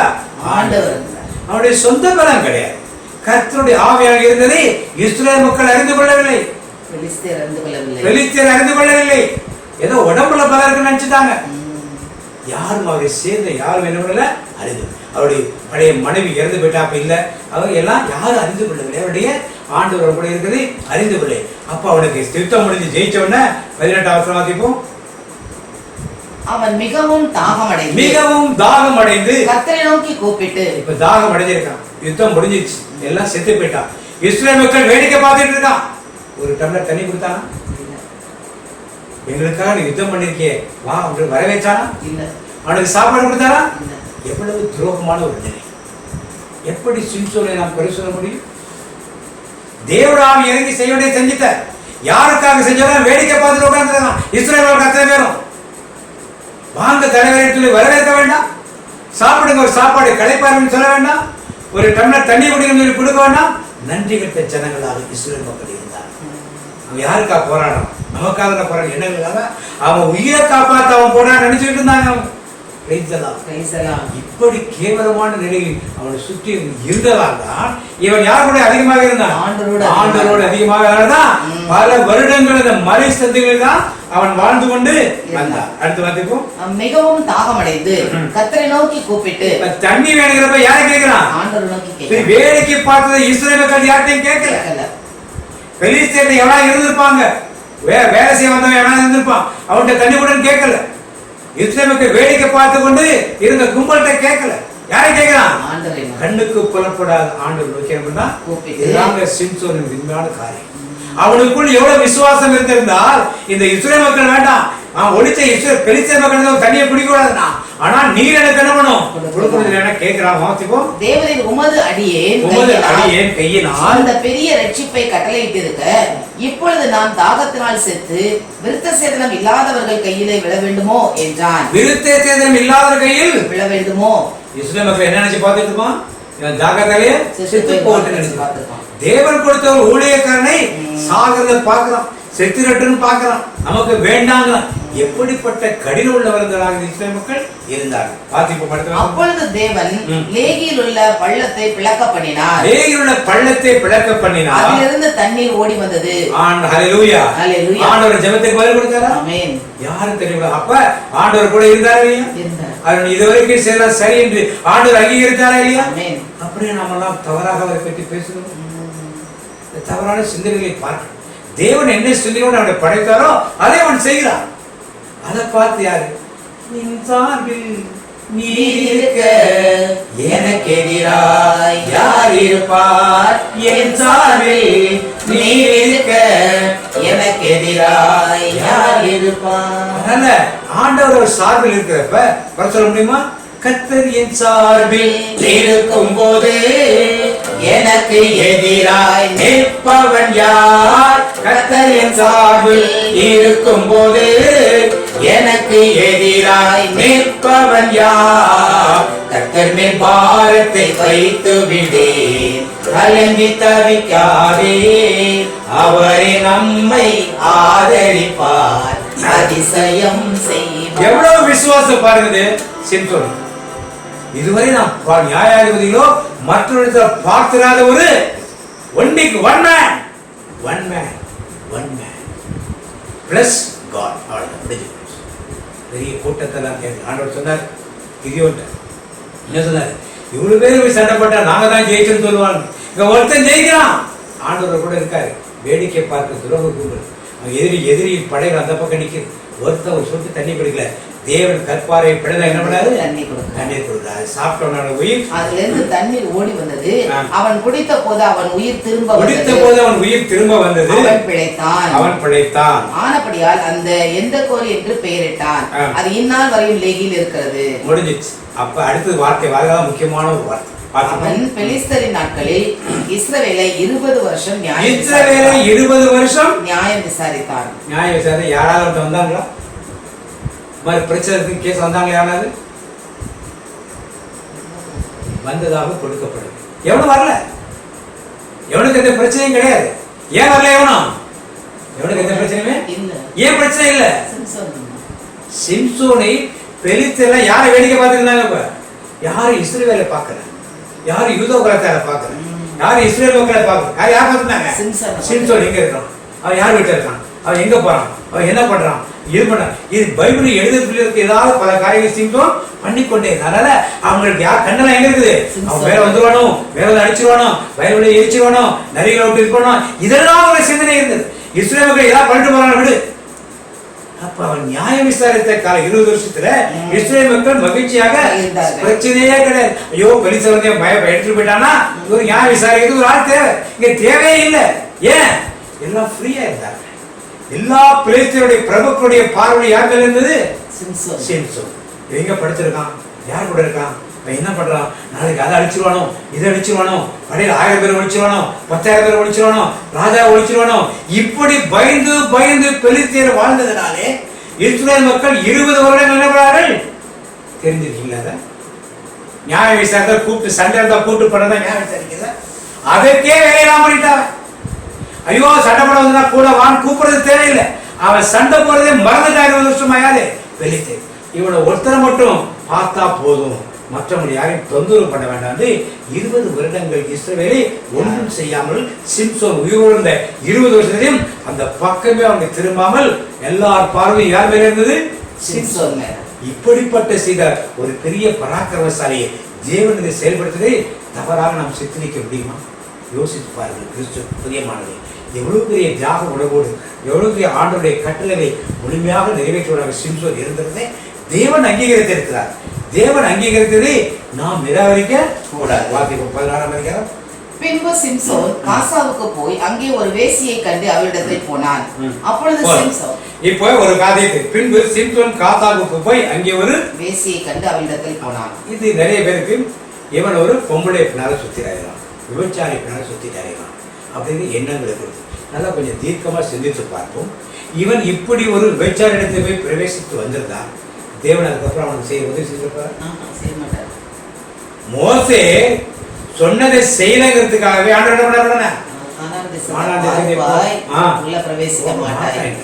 அவ்வளவு கடுமையான ஒரு ஆண்டவர் சிம்சோன் இப்படி போய் ஒரு விபச்சாரி கூட இருந்துட்டு வந்தான் சொன்னா விட்டுருப்பாரா? எப்படி அது போல விட்டுருப்பாரு? விட்டுருக்க மாட்டார்.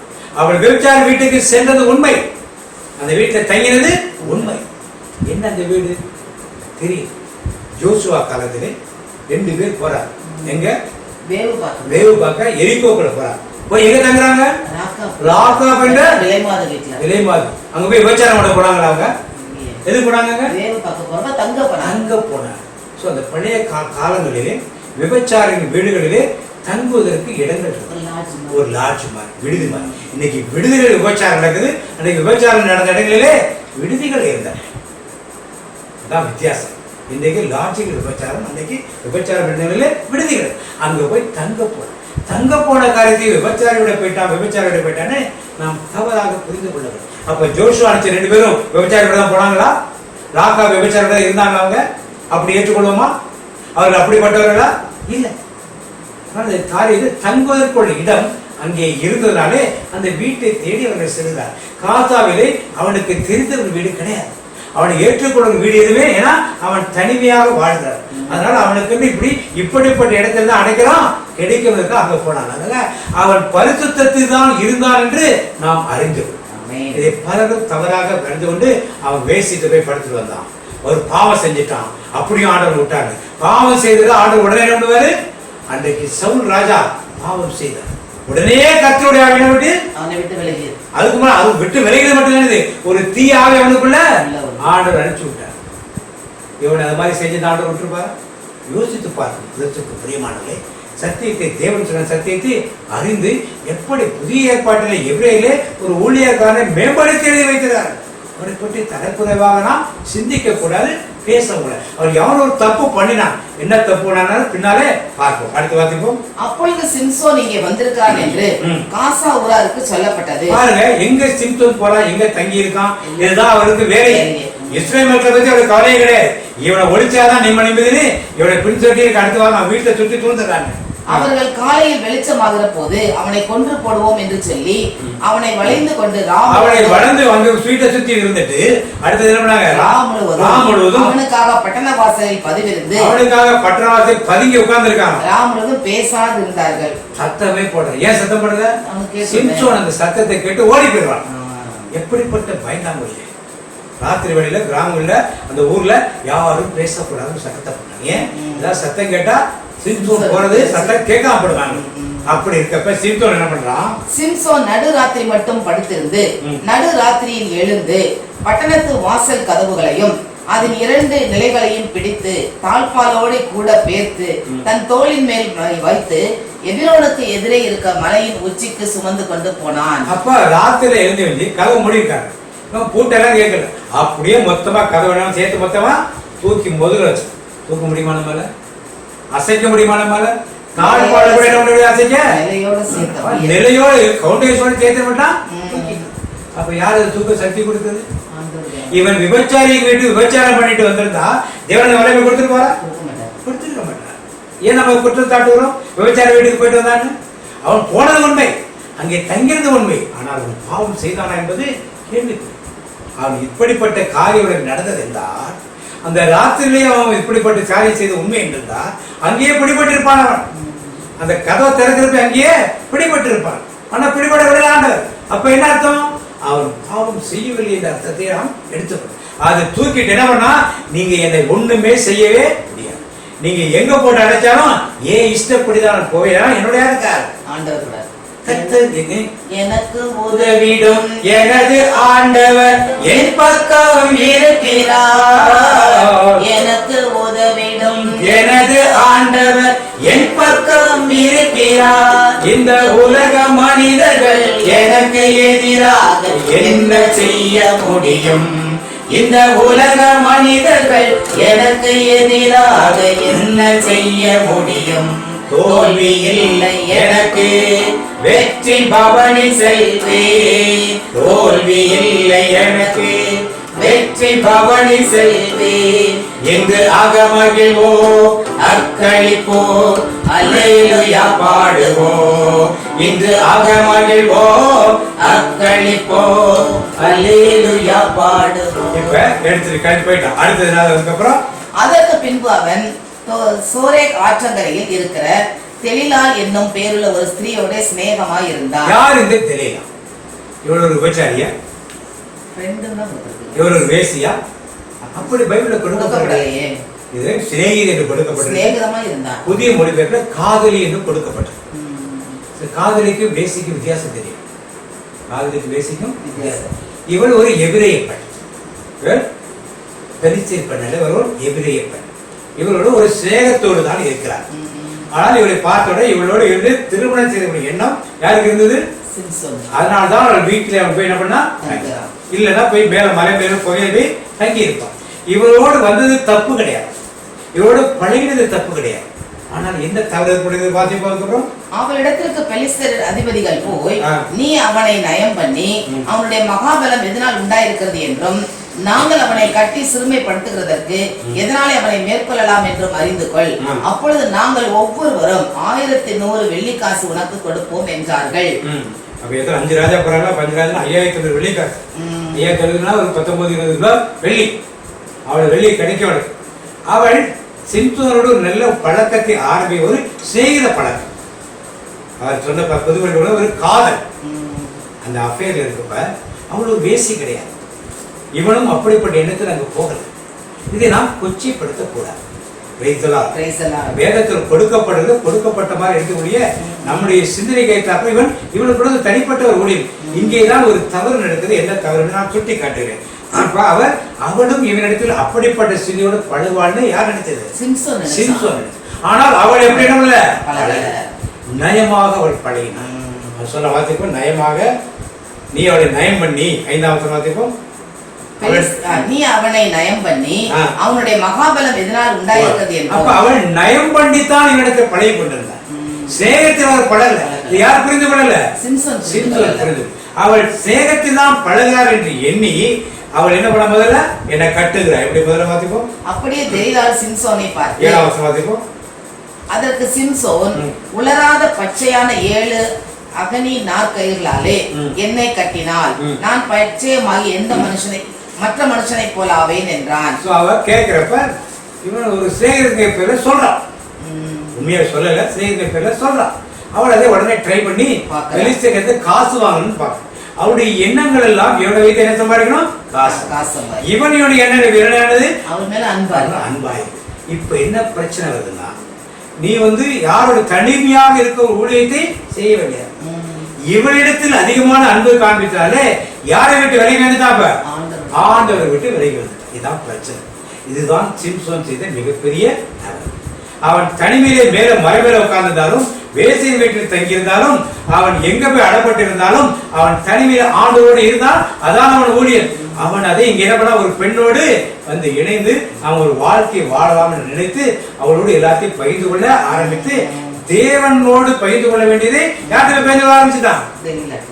யார் மேல அதிக அனுபவிக்க ஆரம்பிச்சுட்டான்? தேவன் வைத்திருந்த அன்பை விட்டுட்டு யார் மேல திரையில அனுபவிச்சாலும் முதல் நாள் யோசிச்சு கட்டாங்க. அடுத்த நாள் சொல்றா, திரையிலா என்னை இப்படி ஏமாத்திட்ட, அதனால நீ என்ன பண்ணிப்ப? 8ஆம் வசனம் வாசிப்போம்.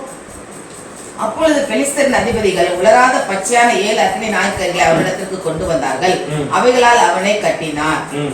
பதிவிருக்கிறவர்கள் அறை வீட்டிலே காத்திருக்கும் போது அவள், சிம்சோனே, பெலிஸ்தர் உண்மையில் வந்துவிட்டார்கள் என்றாள். அப்பொழுது சணல் நூலானது நெருப்பப்பட்டவுடனே இற்று போகிறது போல அவன் அந்த கயிறுகளை அறுத்து போட்டான். அவன் பலம் இன்னதினாலே உண்டாயிருக்கிறது என்று அறியப்படவில்லை. அதற்கு அவள், இதுவரைக்கும் ஒரு வேலைக்கும் வழங்காது இருக்கிற புது கயிறுகளால் என்னை இறுக கட்டினால் நான் பலட்சியமாகி மற்ற மனுஷனை போலாவேன் என்றான். அப்பொழுது தேலால் புது கயிறுகளை வாங்கி அவைகளால் அவனை கட்டி, சிம்சோனை, பெலிஸ்தர் உண்மையில் வந்து விட்டார்கள் என்றார். பதிவிருக்கிறவர்கள் அறை வீட்டில் இருந்தார்கள். ஆனாலும் அவன் தன் புயங்களில் இருந்த கயிறுகளை ஒரு நூலை போல அறுத்து போட்டான்.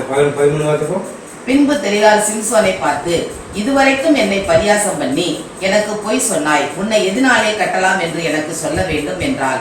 அதற்கு அவன், நீ என் தலைமயிரில் 7 ஜடைகளை நெசவு நூல் போல் பின்னிவிட்டால் ஆகும் என்றார். அப்படியே அவள் செய்து அவைகளை ஆணி அடித்து மாட்டி, சிம்சோனை, பெலிஸ்தர் உண்மையில் வந்து விட்டார்கள் என்றார்.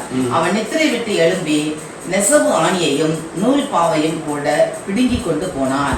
இவ்வளவு தூரம் 3 முறை அவள் கேட்டு எதற்காக அவள் இதை கேட்கிறாள் என்பதை விட அறிய முடியாத அவள் மேல் சேகம் அவளை நம்பி இருந்தான். ஆனால் அவள் என்ன பண்ணா? துரோகம் செய்தாள். இங்கேதான் சிம்சோன் வழி தவறி போகிறான். இங்கேதான் வழி தவறி அவன் ஏதோ விபச்சாரத்தில் மாட்டிக்கொண்டவன் அல்ல. அவனுக்கு இதுவரைக்கும் தனிமையான இந்த வாழ்க்கையிலே பகிர்ந்து கொள்றதுக்கு ஒரு ஆள் தேவைப்பட்டது. தேவனோடு உறவாடி கொண்டவனுக்கு அப்படியே தனிமையில் இருந்திருந்தால் அப்படி இருந்திருப்பான். அவனுடைய பராக்கிரத்தை யாரும் மெச்சனும் தேவையில்லை, தேவன் மெச்சனா போதும். இங்கே அவன் சொந்த காரியங்களே, தேவனோடு பகிர்ந்து கொள்ள வேண்டிய காரியங்களை இந்த பெண்ணோடு பகிர்ந்து கொள்ள ஆரம்பித்தான். கடைசி என்ன பண்ணாங்க? 15ஆம் வசனம். அப்பொழுது அவள் அவனை பார்த்து, உன் இருதயம் என்னோடு இராதிருக்க உன்னை சிநேகிக்கிறேன் என்று நீ எப்படி சொல்லுகிறாய்? நீ இந்த 3 விசையும் என்னை பரியாசம் பண்ணினாய் அல்லவா? உன்னுடைய மகாபலம் எதனாலே உண்டாயிருக்கிறது என்று எனக்கு சொல்லாமல் போனாயே என்று சொல்லி இப்படி அவனை தினம் தினம் தன் வார்த்தையினாலே நெருக்கி அலட்டி கொண்டிருக்கிறதுனால் அவன் ஆத்துமா விசனப்பட்டு தன் இருதயத்தை எல்லாம் அவளுக்கு வெளிப்படுத்தி, சவரகன் கத்தி என் தலையின் மேல் படவில்லை. நான் என் தாயின் கற்பத்தில் பிறந்தது முதல் தேவனுக்கென்று நசரேயனானவன். என் தலை சிரைக்கப்பட்டால் என் பலம் என்னை விட்டு போய்விடும்.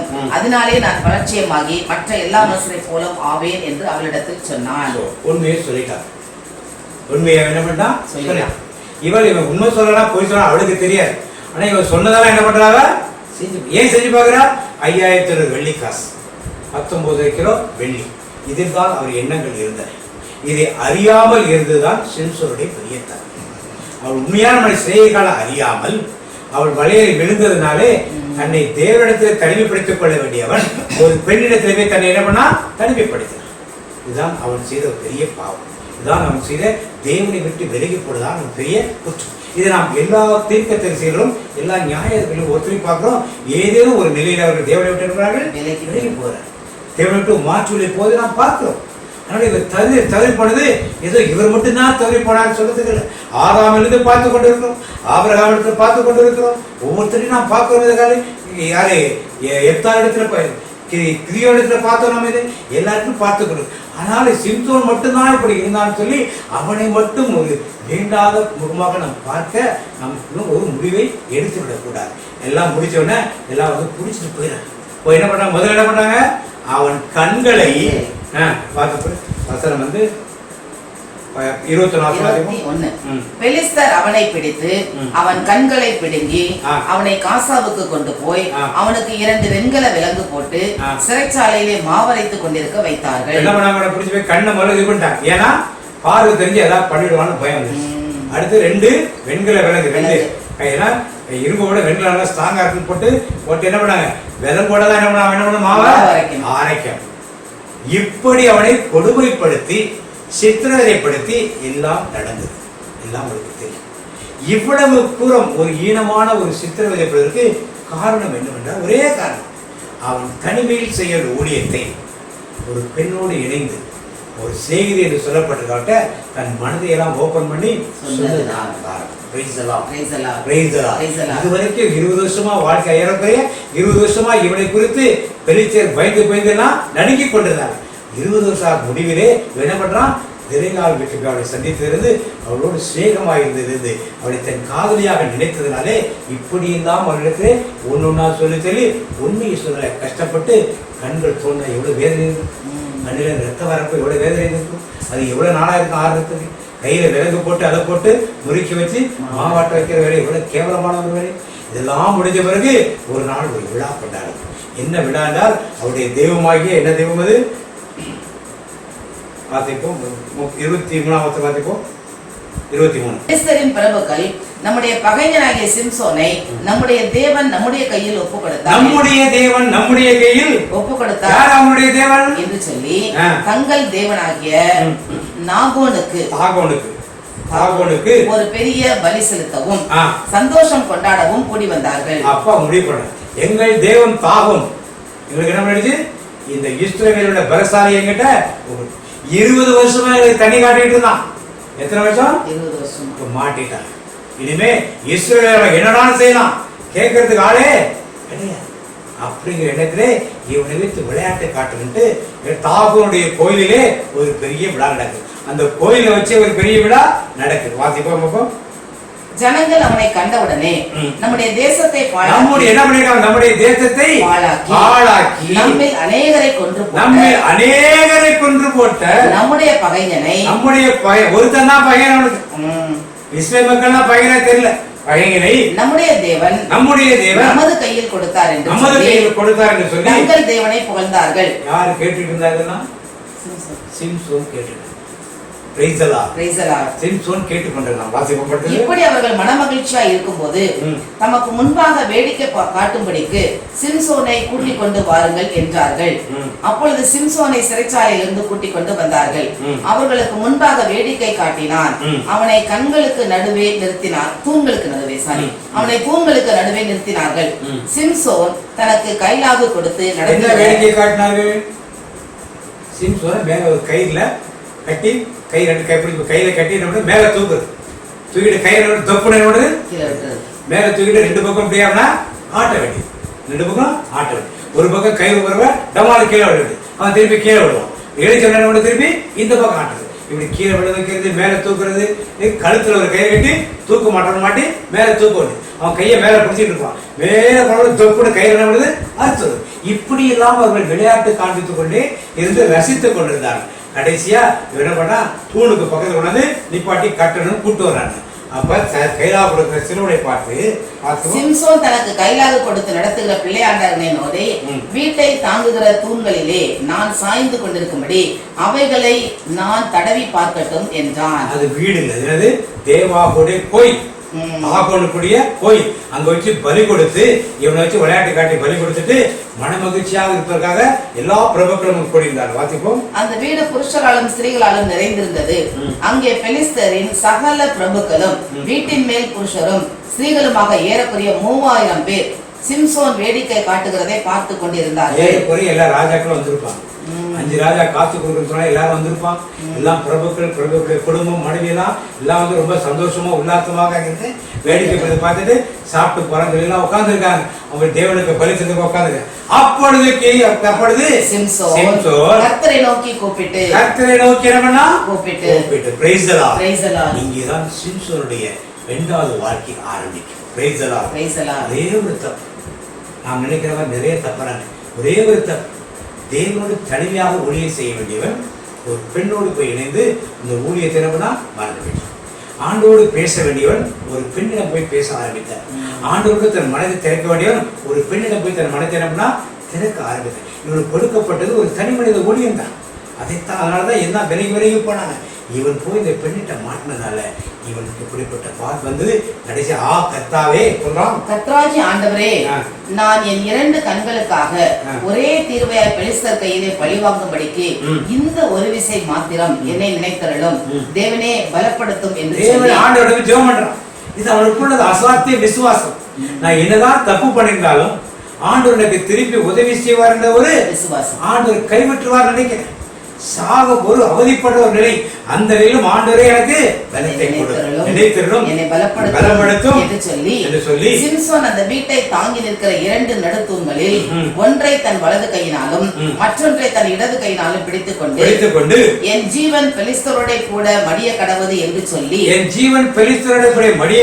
சொல்லி பலமாய் சாய்க்க அந்த வீடு அதில் இருந்த பிரபுக்கள் மேலும் எல்லா ஜனங்கள் மேலும் விழுந்தது.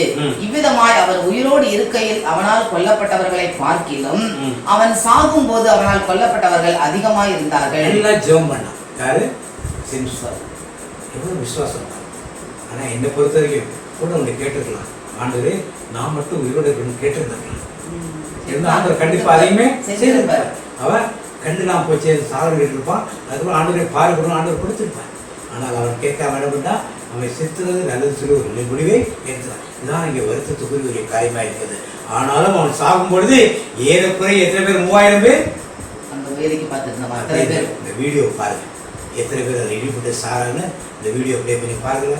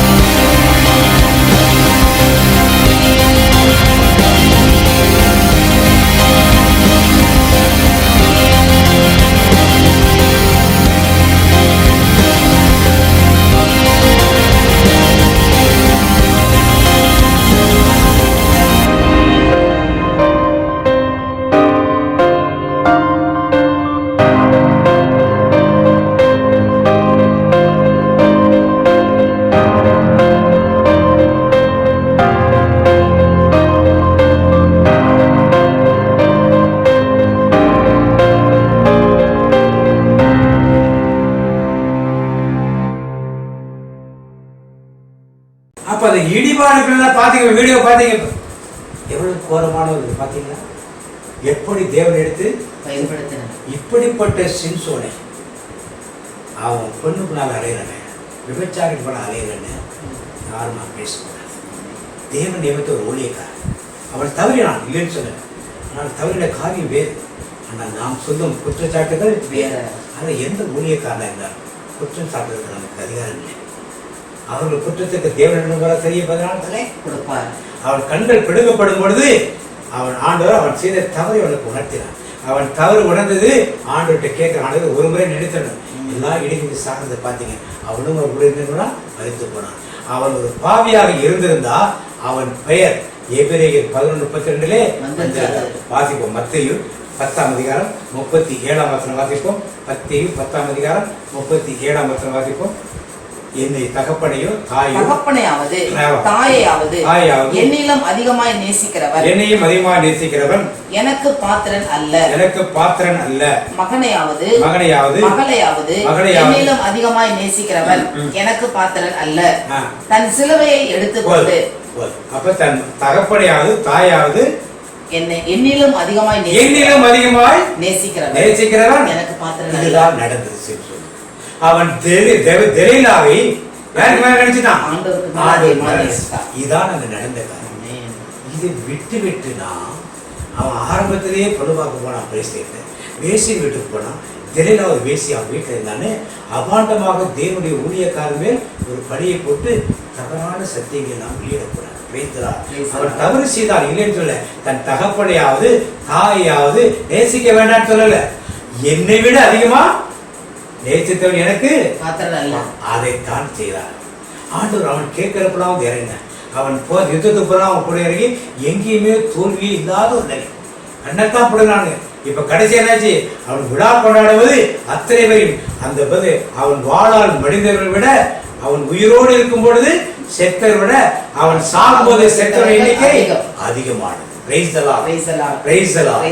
இன்றைக்குமாக பிரியமானவர்களே, உங்களையும் ஆண்டவர்களுடைய தனி மனித ஊழியர்களுக்கு அழைத்திருக்கலாம். நீங்கள் ஒருவேளை தனியாக திருமணம் ஆகாதவர்கள் இருக்கலாம். இந்த திருமணமாகி ஆண் விதவி அல்லது பெண் விதவியாக நீங்கள் இருக்கலாம். நாம தான் எப்படி ஊழிய செய்வது நினைக்காதீங்க. ஆண்டு யாருக்கு திருமணம் நடந்தால் கூட அந்த மனைவியோடு சேர்ந்து வாழக்கூடிய வாக்கியத்தை கொடுக்கிறேன். இன்னொரு பெண் கிடைத்து கூட அதை திருமணம் செய்ய விரும்புகிறேன். தெலீலாள் வந்தபோது கூட அவளை திருமணம் செய்து முதலே ஆரம்பித்திருந்தால் ஒருவேளை இந்த பிரச்சனை வந்திருக்காம இருக்குமோ தெரியவில்லை நமக்கு. அதனால இப்படிப்பட்ட தனிமைப்படுத்தப்பட்ட ஊழியர்கள் இருக்கும். ஆனால் அதை எல்லோரும் எதிர்த்திருப்பார். தாய் தப்ப கூட மனைவியால் வர முடியல, மனைவி வீட்டாரோட வர முடியல, மனைவி அடுத்த பிறர் சேர்ந்து திருமணம் செய்ய முடியல, யாரும் ஊரார் யாரும் சேர்ந்து வரல, பிள்ளைகள் யாரும் சேர்ந்து வரல, நண்பர்கள் யாரும் சேர்ந்து வரல, இஸ்ரவேல் மக்களே சேர்ந்து வரல, இஸ்ரவேல் மூப்பர்களும் சேர்ந்து வரல. இப்படியாக நீங்க நாமெல்லாம் ஒதுக்கப்படும். அதற்கு தயாராக இருக்கும். சிம்சோனை பேசுவது போல நம்மை பற்றியும் இழிவாக இந்த சமுதாயம் பேசும். சிம்சோனை பேசுவது போல சிம்சோனை பற்றி ஊழியக்காரர்களை போல பேசுகிறார்கள். அப்ப நாம் வெறும் சாதாரண மக்கள் பேசாமல் இருக்கிறார்களா? அதற்கெல்லாம் ரெடி ஆயிருக்கேன். கர்த்தருடைய ஆவி உங்கள் மேலிருந்து பெரிய காரியத்தை செய்யும். தெளிவான ஒரு சிந்தனை கிடைச்சிச்சா சிம்சோனை பத்தி? கர்த்தருடைய ஆவியாளர் அவர் கூட இருந்தார். அவர் தாயின் வயிற்றில் இருக்கும் போதே அவர் தேர்ந்து கொள்ள ஏதோ நடுவில் வந்த ஆளுங்க யார தாய் தப்பமான அர்ப்பணிக்கிறேன். தேவன் வயத்துல பிறப்பாரு, அவனை வச்சு நான் செய்வேன்னு சொல்லி தேவனால் பிடிக்கப்பட்ட ஒரு காரியம். அவருடைய பெற்றோர்களை நல்ல வழியில் நடத்தினார். அவர் தனிப்பட்ட ஊழியத்தை ஆண்டவர் கொடுத்திருந்தார். அதை தொடர்ந்து அவர் செய்து கொண்டிருந்தார். 20ஆம் வருடத்திலே ஒரு சின்ன தெலீலாள் போய் நேசித்தார். ஆண்டவரோடு அதிகமாக நேசித்தார். ஆண்டவர் விட்டு விலகி போனார். அதனால இந்த விளைவுகளாலே இவருக்கு பின்பகுதியிலே தாழ்வு ஏற்பட்டது. ஆனால் தாழ்விலிருந்து கடைசியாக தேவனை விசுவாசித்து ஒரு பெரிய வெற்றியை சோதரித்துக் கொண்டது போல தேவன் நம் ஊழியர்களிலே கீழே விழுந்தால் கூட மீண்டும் நம்ம எழும்பி பிரகாசத்தை வைக்க சிம்சோனை காட்டி ஆண்டவர் அறிவுரை கொடுத்தார். இந்த அறிவுரை தான் நாம் எடுத்துக்கணும். குடும்பத்துக்கு உள்ளவராக இருக்கலாம், இல்லை ஊழியக்காரராக இருக்கலாம்.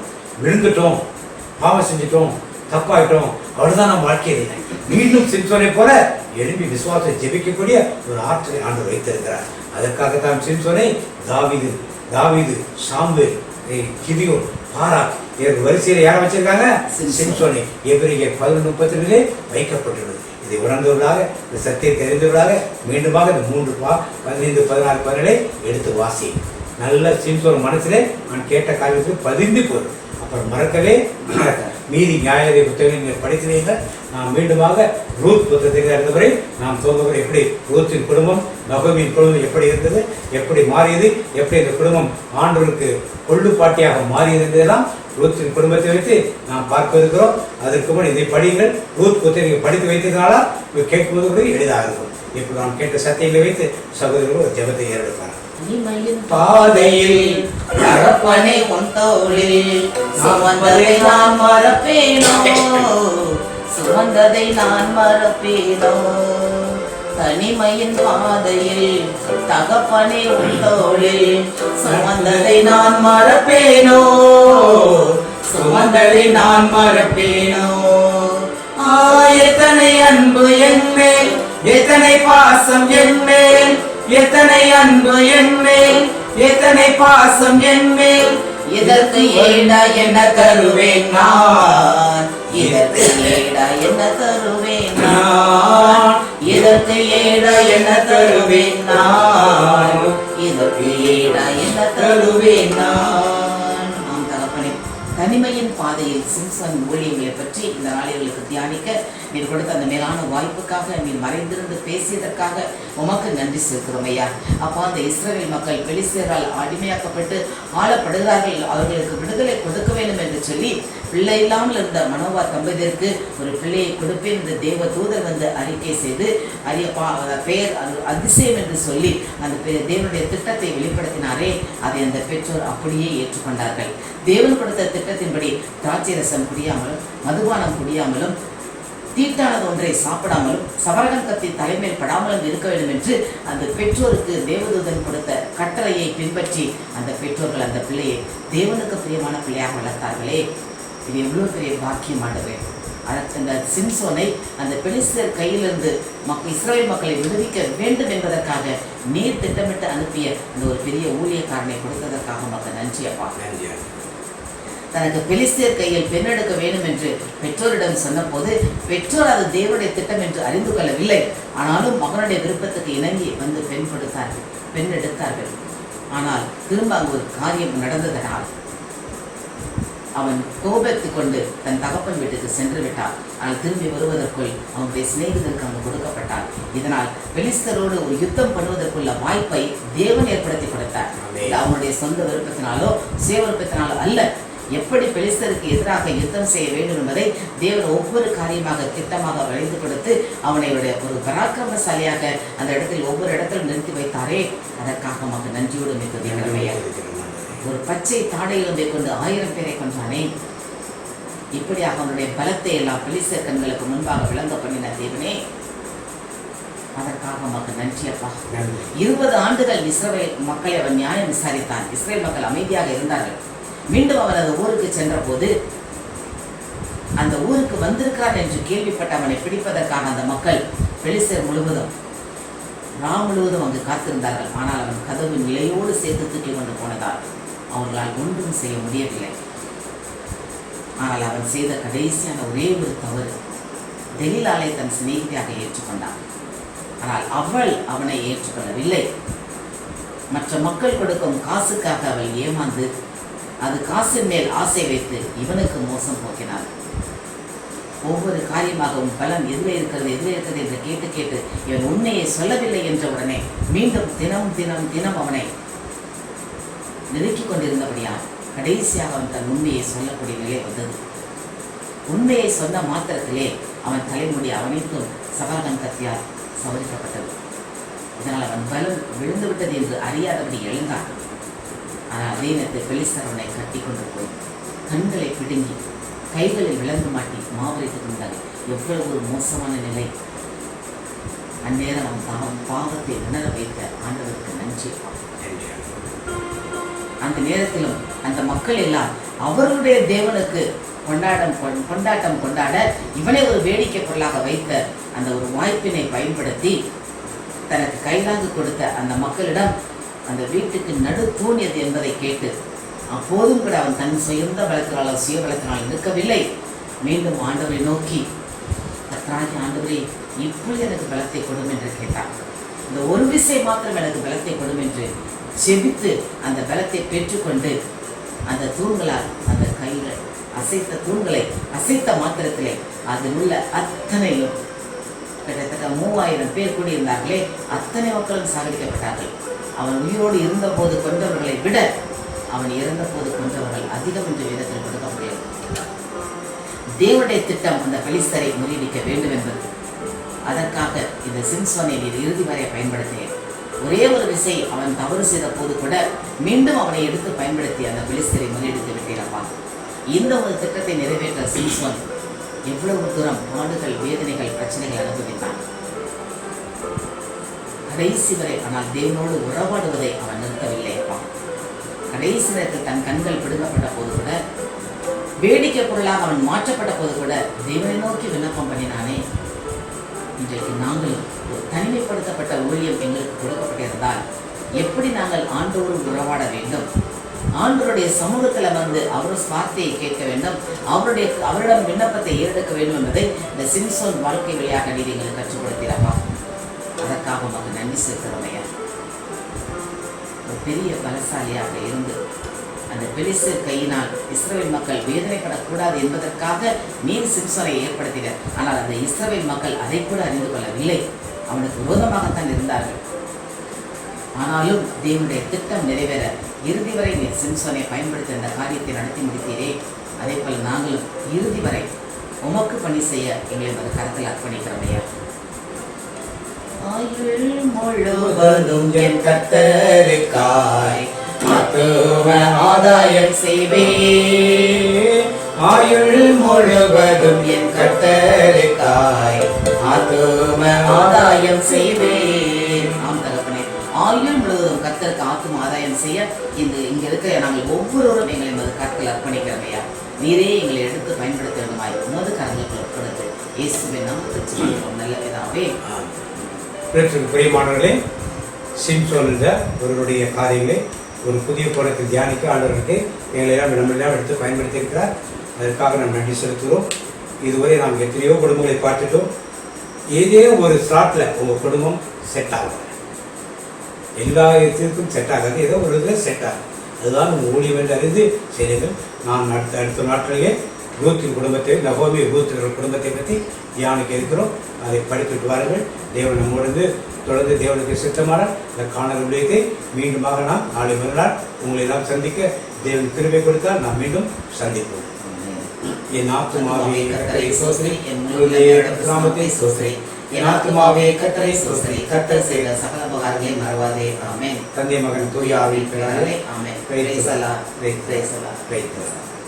நல்ல சமாரியன் இயேசு என்னை தேடி வந்தாரே.